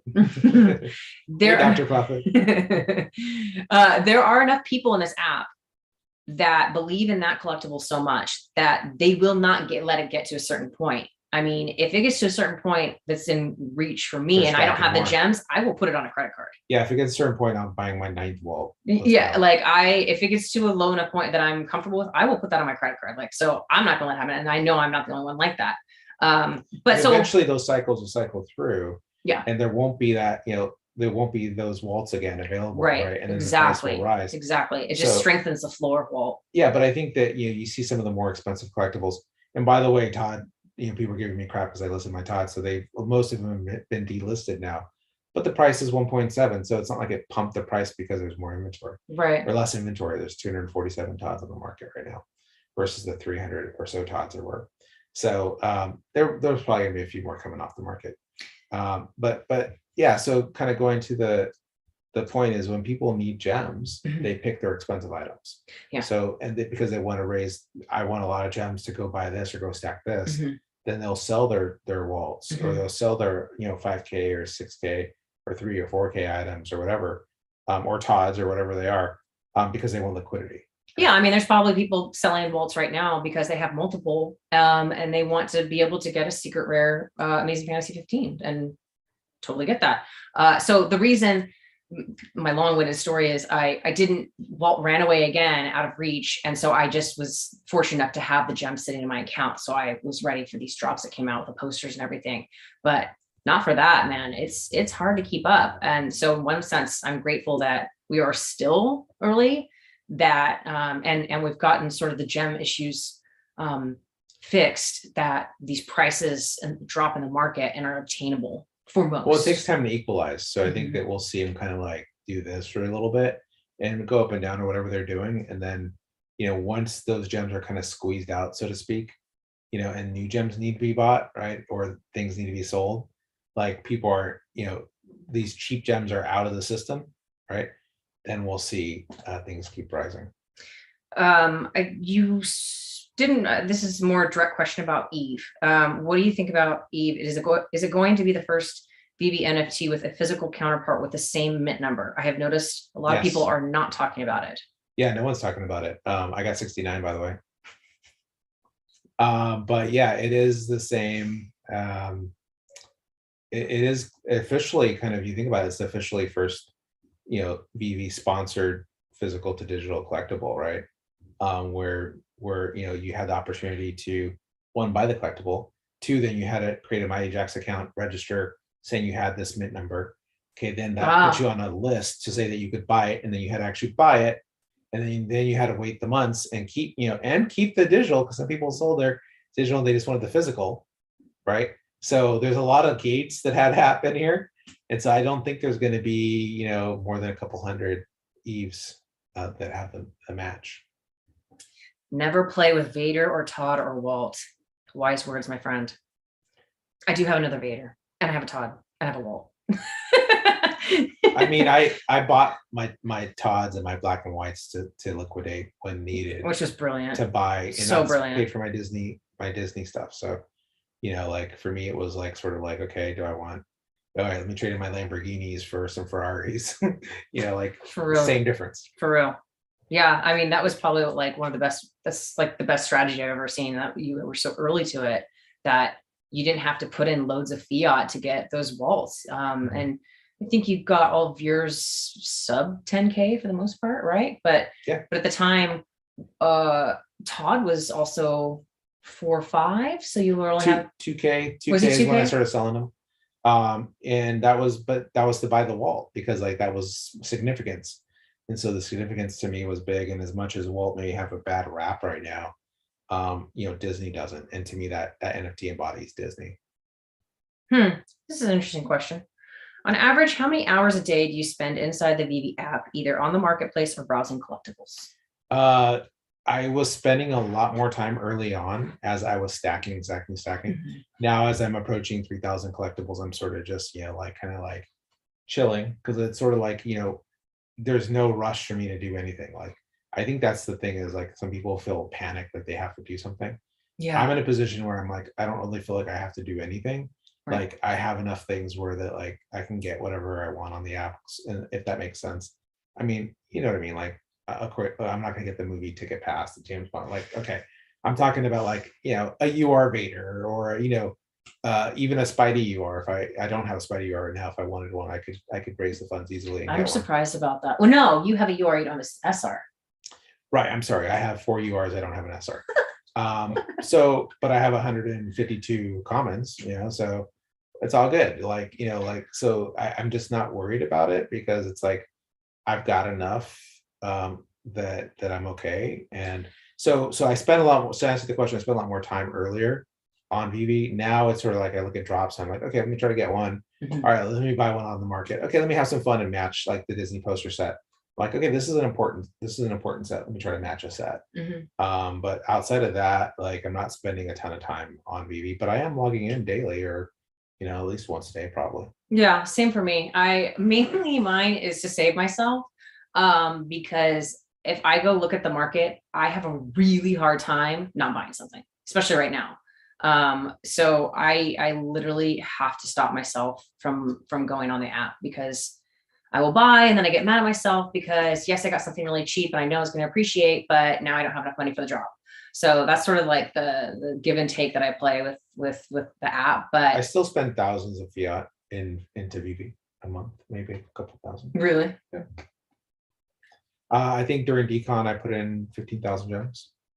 Damn, that's crazy. So I think DCA is important here. So like, and I'm DCAing my existing positions and adding some new positions, but like overall, like, the whole point is strengthen your positions. If you have a big stack of something, support your stacks, right? Which it makes sense. I still have 52 Todds and I'm happy with that. Yeah, did I have 160? Yeah, I had a 160. Yeah. But like, I put them to good use, and I love that piece. And now my mints are some of the better mints, and I'm not gonna, they're not as nice as, like, I don't have a sub 100 or anything, but these are original store-bought, never been swapped around Todds. They're not the whore Todds that are out there on the market sometimes, that have been back and forth, up and down, left and right. My Todds are more virgin, if that makes sense. You're so feisty. Oh boy, we have another special guest popping in. Hey, Alex. You weren't gonna just wait for the reveal? You're gonna shout me out before my video even popped on? I didn't say who you were. It said your name. Oh, well, there it is. Hi. Hi. Hey. Sorry, I've been in meetings. I know you guys have been on for a minute, but you missed Chad on the beach. Yeah, you said he was going to join from, where is he? Jamaica or something? Yeah. Jamaica. Literally, that guy's been on vacation for the last 2 months. He's like, I'm not normally a jet setter, but my next must be nice. My next is going to be in some other, tropical destination. All right. So what's the topic today? Anything I need to know before I decide to bolt out of here? No, we'll be kind, right? Of course. No crazy questions. I'm getting slightly more trained. We did an unboxing, so maybe we did. Oh yeah, let's show. Oh, you did? What'd you get? Yes, we have a question of when. Oh, see, look at you. You can't. He's already been on. I'm joking, but like, it's mini Steamboat Mini. Oh, that's very cool. Who put that out? This was on Big Bad Toy Store. It is made by 3,000 of her. East. Oh, really? That's it? That's nice. Yeah. East Kingdom. It's made out of polystone. Yeah. So I did not buy one thing at Comic-Con because I just did not leave the booth, except to go to the restroom. Not. Yeah, I don't know. I'm actually, it's probably for the best, because I'm trying to save money for a wedding, and I think I heard you right before I came on. I'm trying to eye a Walt at this point, but it's just not the right time. But you see, you see the power of Walt. Yeah, of course. I've always seen it. That's one of my biggest regrets in the app, is not getting that piece early. Yeah. But when it dropped, I was en route to decon. So Oh wow. yeah. So are you rested up? I've got my voice mostly back. I'm a little cracky. I was on the space earlier with Ryan, and I was talking, and I could feel it like going, and I was like, oh man! But yesterday I couldn't talk. Oh. But I mean, to be expected after talking to, all day, every day. I have all day, every day, 14 hours a day, preaching the VeVe gospel. Yeah. What are your biggest takeaways from? I mean, first of all, I was comparing it, contrasting to last year with the community here. Last year there was a little bit of upset. First of all, we didn't even have a Comic-Con last year. Oh yeah, I was like, I don't know if it can't even compare, obviously, but that metaverse experience was, it was novel. Yeah, it was what it was. But I think this year, and even me to a degree, to a huge degree, actually, was kind of just taken aback by just how visible it was. Like the magnitude. I was telling folks on the space that I've been dealing with the renderings and the design and the putting everything together for months, but walking up to it and seeing the scale in real life and just how big the Marvel footprint was, and then how big our footprint was within the Marvel footprint. I was chills. Like, oh my god, yeah, it was seeing it live stream and seeing like Marvel VeVe. Yeah, I was like, Marvel was like, here's our baby, like check it out, The live stream was crazy. Like they would just like be sitting in between time of casting certain things, and it was just, like sitting on that logo, and I totally cried. Oh my god! I was so we all had an Airbnb in San Diego, so the VeVe staff, including David and Dan. That's fun. Yeah, well, kind of fun. It was like I had to wait for the shower. It was like one shower, and they shared the Airbnb. I shared the Airbnb. They had a smart TV in there, and I brought up on YouTube, and I wanted to watch some of the Marvel live streams, or at least the recaps. I don't know if they were like going to be replayable or whatever, but I hadn't seen it in real time because I was there, but when I pulled it up and I saw that like that in between takes, and it was just sitting there, and I was like, oh. And then I was like watching the part where Bruce Campbell came up and did his signing, and he had just sat down, he was getting settled, and there's David right there, like right.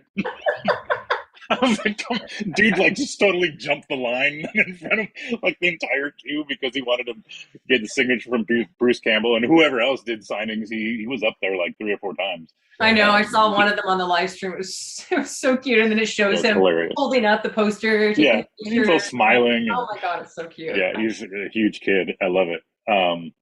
But yeah, it was pretty incredible. So I did spend a good amount of time. There was one day where I took a later shift just to split it up because I just needed a little more time to sleep in that day. And then so I was spending all morning like looking at YouTube videos of the Marvel recap of Hall H and all that stuff, and just seeing just seeing the scale was pretty cool. And during the giveaway hours, I don't know if you guys saw any footage of that. That's when we give away our T-shirt and sunglasses promo code packs. Sure, so cute. Yeah, the T-shirts came out really good, and people were really into them, and they gave us a lot of shine. Like from the stage, like shout out to go say hi to Alex at VeVe, learn about digital collectibles, and we're gonna give you this exclusive shirt and start you on your digital collectible journey. And I'm like, just like, oh, come on, let's go. That was so good. Yeah. Hashtag win marketing, right? Yeah. Yes. I mean, they were tweeting out. Mic drop. They were tweeting out, right? Like VeVe stuff, right? And in your interviews, right? I saw all that exposure. Yeah. Man, we're just getting started, right?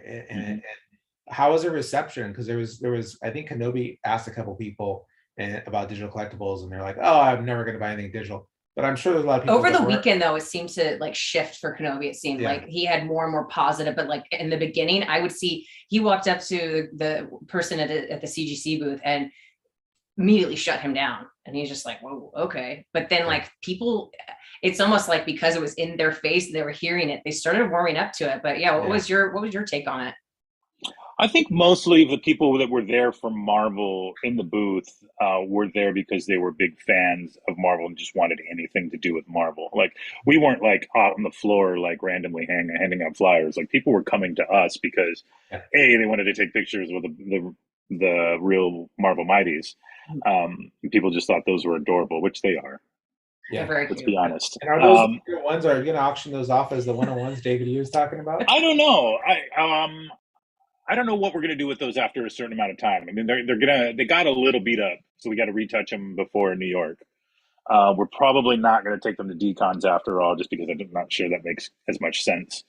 But you know, David Yu has about half my garage filled with collectibles Are anyway. you So charging him rent yet? I should, or I'm just going to tell them, yo, I'm going to keep these things, and they're going in my living room. So There you go. Just start displaying them and be like, oh yeah, and this is so next time, he pulls out his AF-15 and You just have all of this. Dan Yeah. pulls out his AF-15. I'm just going to pull out this big ass mighty. Look, Yeah, look at this. Look what I got.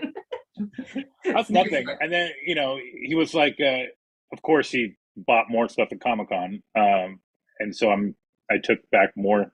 There's more stuff from Comic-Con in my garage now.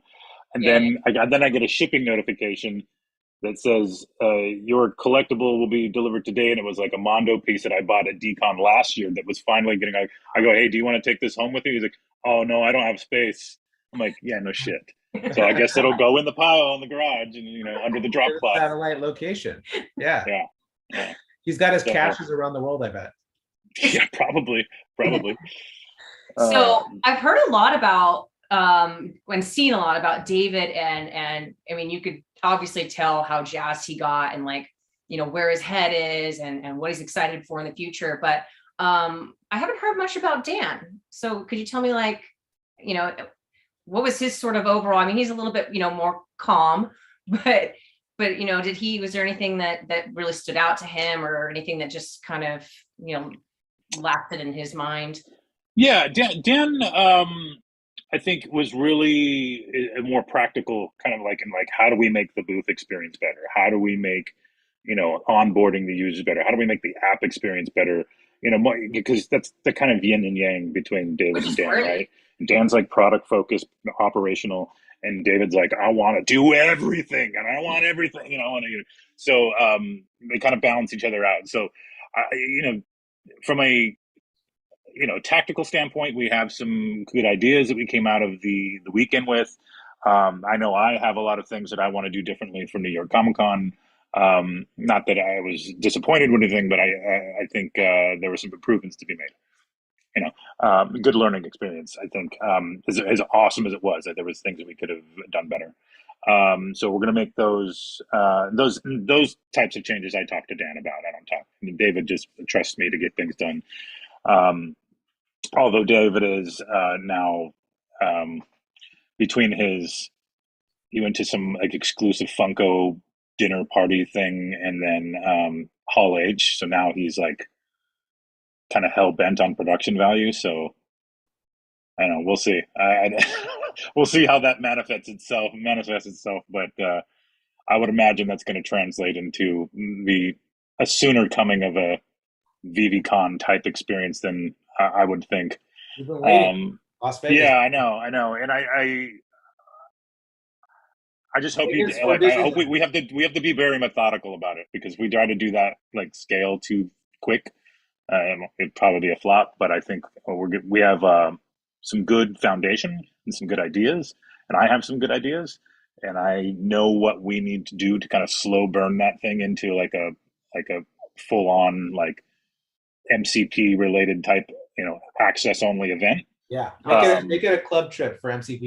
Yeah, exactly. So like, those are just ideas that we're spitballing on. I mean, that was coming out of that weekend. There was no confirmations on anything like that. Yeah.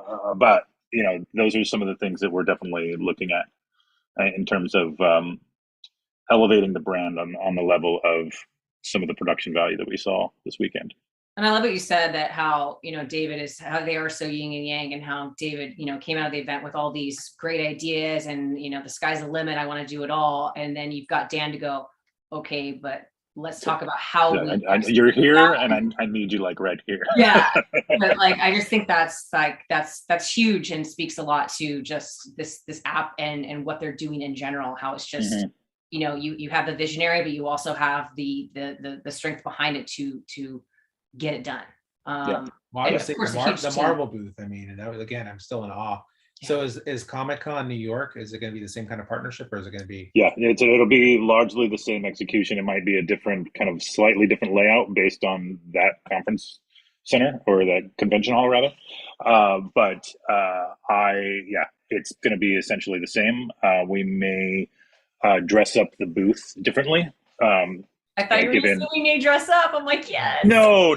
We had, in fact, it was funny because I got a lot of feedback on Twitter that,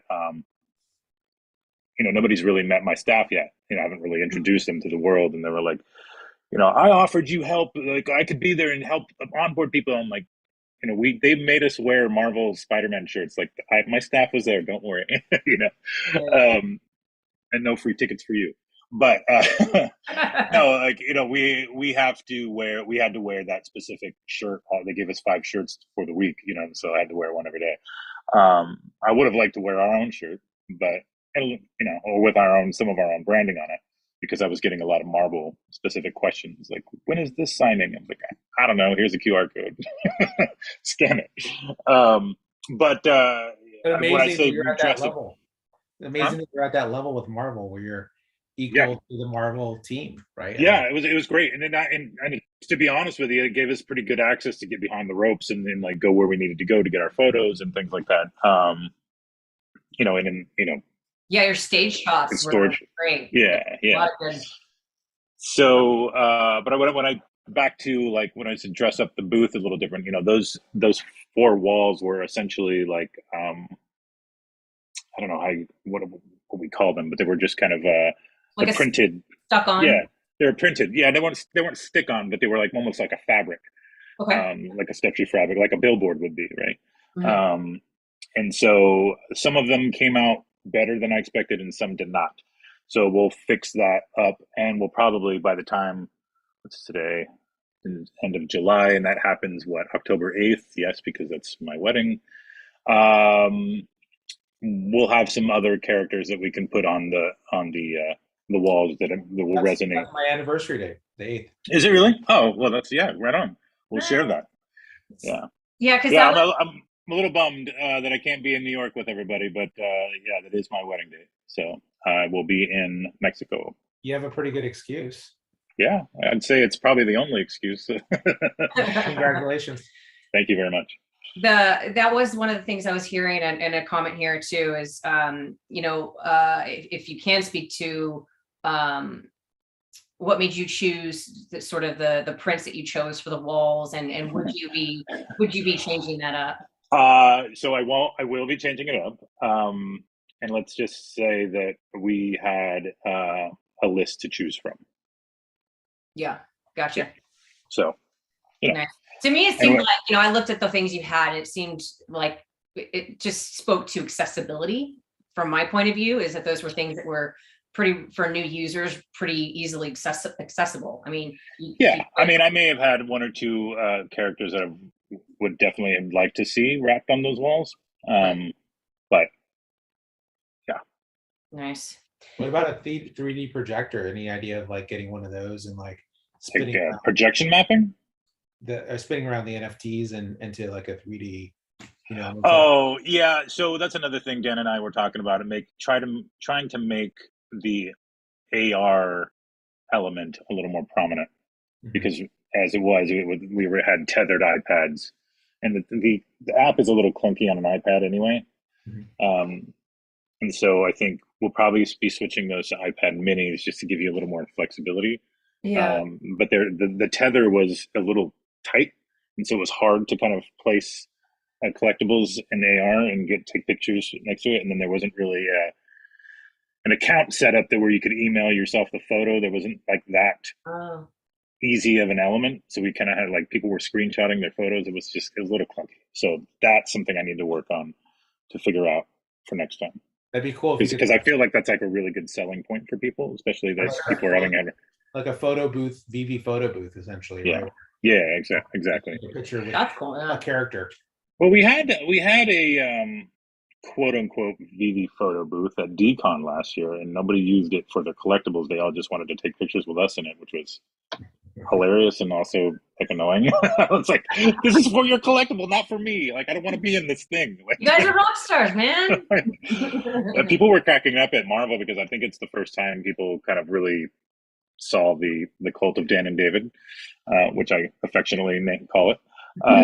But like, you know, especially once word of the promo cards got out, or the logo cards, Yeah. and so people were like bum rushing David, and people were, and like some of the Marvel staff was just like, "Oh my god!" I was waiting for the Alex signed ones to come out so that Nah, no, I had the collectible cards. I was handing out the collectible cards to onboard people to the app. So like, if you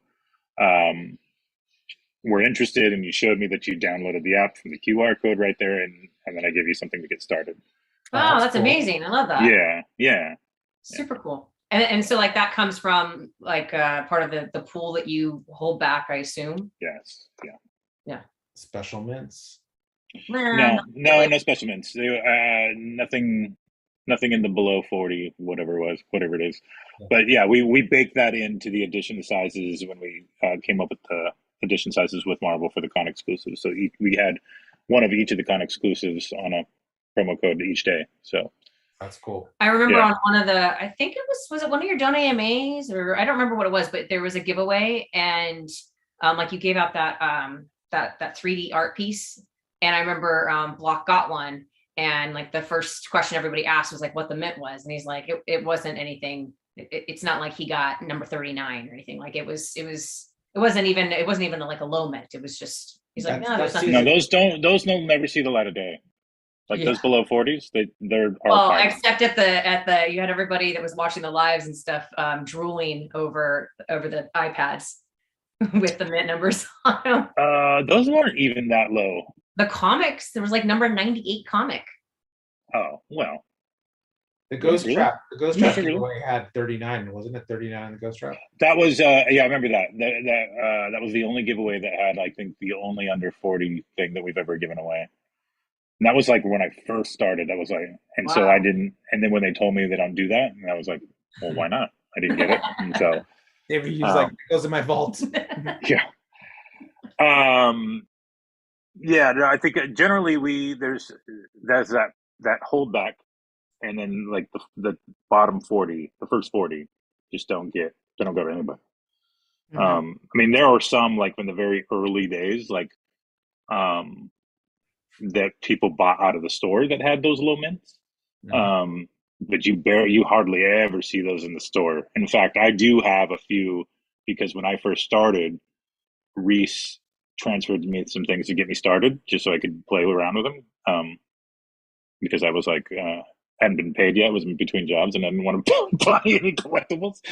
And then I looked back at what he gave me, because I kind of forgot about him, and I just stored him away, and I looked back at him, and I was like, oh, okay. Not doing anything with those. Anything you want to share? I have a mint 20 something of I think Adventure Time. One of the Adventure Time. That's pretty cool. Yeah. That's a flex. Yeah, it's not bad. Let me see here. Kind of looking at my app right now. While you're looking, was there a moment for you that was like super standout, or just like you're just like a favorite thing that happened? Like was there anything that just is your core memory from that week? When I started, or Comic-Con? No, Comic-Con. Sorry, I'm backtracking. Yeah, I mean, just kind of walking up on the whole thing, was pretty surreal. I think you could tell in that video I put out on my own Twitter, where I was like, you were so check out these things. I was like laughing. I was like beaming, man. I was like, because I was like genuinely excited. I was like, this is next level. And it was also kind of just seeing like all that, what I've been, working on for the last several months, like come to fruition, and I was just so excited. Work? Like you Yeah, I just don't jump on Twitter Spaces and mess with people. Yeah, I actually work, um, which is why I love hashtag when marketing so much. That was so beautiful. I was Yeah. like, oh man, this was such a perfect display. Couldn't have done But better. yeah, I think and I think I was more excited for more than one reason for David and Dan to see it, for them to get there and have it like, because when I first rolled up on it, it wasn't done. Like we had me and Mike, another coworker, we rolled up and we got the Mighties assembled, affixed, got the iPads all set up, and because we had to get ready for a preview night, and it was like a 4-hour preview night that on Wednesday. And right before they opened the doors is when I did that video, and so I was like super fired up about it, and I was just really excited for David and Dan to see it, because I think right after I did my videos, when I did the interview with the Marvel guy, and I think I was still maybe a little giddy. You could probably tell in that video. So, and then Dan and David saw that video, and they were like, "Oh, we're so glad you did this interview instead of one of us, because like we can do those stuff. They were fine, but you're like, you need to be doing this from here on out." And I was like, such a good job with it. Yeah. Such a good job. I appreciate it. Like I said, I'm used to being like on the radio, or I've done emceed events and things like that. So it was fine. I just didn't know how well it was going to be received when people like were really shouting it out, like VeVe and me in particular. I thought it was really nice. It felt pretty good. So did you know that was coming? Like, did you know you were going to have to do that? Okay, good. Yeah, because they were gonna. It was supposed to be earlier in the day. It was supposed to be like 1 o'clock. So I was planning on. I had gone down Tuesday night, and my mom lives in North County, San Diego, so I went and stayed with my mom, and I was ready to get up first thing in the morning, go do my interview. But they got postponed, and so we just got the booth all set up, and so when it was time to do the interview, I was already kind of like sweaty, and stuff, because I was like assembling, like running around, and I was like, all right, just give me a second here. Like, give me the Spider-Man shirt. I'll put the Spider-Man shirt on, because I had something that I was planning on wearing, but it was just I was already all gross from walking in those Mighties from 2 parking lots away, which was hilarious. Carrying those Mighties in, those things were mighty. Yeah, I mean, thankfully they were really light. Because they're like 3D printed, so that's like kind of lighter than fiberglass almost. Where'd you guys have them made, and how do we get some copies? Yeah, I know, we need to. Then they were not cheap, but let's just put it that way. So, but what, our producer, he used to work for Mondo, so he's well familiar with toy manufacturers and local. He has a bunch of local contacts and guys that they just got together and they made it happen, and they looked incredible. So, They did look amazing. Yeah, thank you. We're going to put them in flight cases and get them shipped to New York. What was David and Dan's reaction when they walked in? I know. I wish it was filmed. I would love to have seen that. Is that going to be in the movie? I think I may have some footage of that. I don't think they put it in, but yeah, and it was cool watching just how excited they were. Like, Dan's a little more of a cool customer. Like, David just freaks out. Like, he's just like, oh my God. Like, there was a couple of oh my God David moments that were hilarious, and one of them had nothing to do with VeVe. Like, I basically the chicken, like I said, the chicken was hilarious. Yeah, he was so excited that the light up sign said Dave on it. I'm like, all right. No. He posted a video of him and it's Dave taking. Oh, I saw. Yeah. Of the Dave's hot chicken. Oh, is that why? He was just so excited that it was a sign that said Dave, and he was like taking a picture of it. So I took a picture of him taking a picture, and then zoomed in on what the sign actually said. And it was just such a tourist. No, he was just like, that's my name. Yeah, exactly. But like I said, we stayed in an Airbnb, so I went grocery shopping. I bought a bunch of snacks for the house, snacks and drinks, and just get us all set up, right? And I went to Trader Joe's, of course, so I got chili spice mango, which is like my favorite snack. Oh, I know where this is going. And David like discovered it, and like I swear to God, if we could, he would have made an NFT of that weekend. And he was like, "Oh my God!" And he was just like, we have to get more of these. Like, I'm not going back to Trader Joe's. Like, you're gonna have to, like, you can have the rest, I guess. But he was just like, whoa, like, I'm like, dude, slow down. It's pretty funny. Oh my gosh, that is hilarious. I have one technical question from Sanjay. Of course, it's from Sanjay. Will we delist the collectibles for those that have not KYC'd by the deadline? Or like, Yes. there you go, Sanjay. I hope you're still Confirmed. watching. Shout out OBL in the house. What time is it there? OBL. Yeah, it's a little late. Not too late, but it's late. Shout OBL, out. hope you're well. Miss you. Awesome. Well, thanks, my dude. I'll let you get to your evening. You clock out for the evening. Thank you so much for stopping by. And hanging Yeah, of out. course. Thanks you. Sorry I couldn't confirm ahead of time. I was like I said, getting caught up from 3-4 days out of the office. So you got to work and then come hang out with us, right? So yeah. Well, yesterday was a wash. I was just an absolute mess yesterday. I was like, slept in, took a nap, couldn't talk, but now I feel a little better today, obviously. Awesome. Yeah, recharge. Right. Let's get going. Yeah. Next up. I was Decon. I'm just saying I was blown away by your work at what VeVe pulled off. So yeah, we all appreciate it. Super excited to see what more to come. Exciting stuff ahead. Obviously, the decons are going to be a little more subdued. Just FYI, to set expectations, because it's a much different of event. We don't want to go in there with a big fabrication or anything. Decon letters.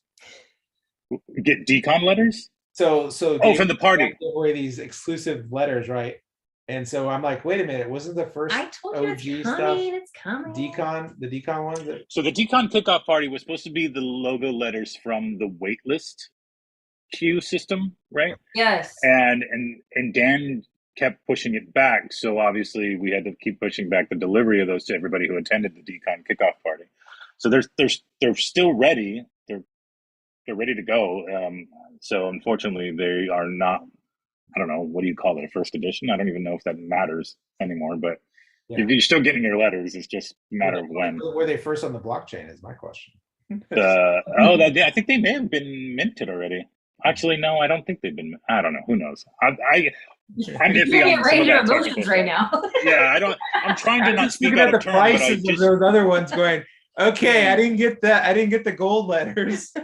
Well, the gold ones are different. I mean, the gold ones, A, are gold and silver, and B, they were only hand delivered by Dan and David, so there's like an extra little significance to them. Yeah. So, like, prestige, I don't know. You can't. Sorry, I got my thing blocked.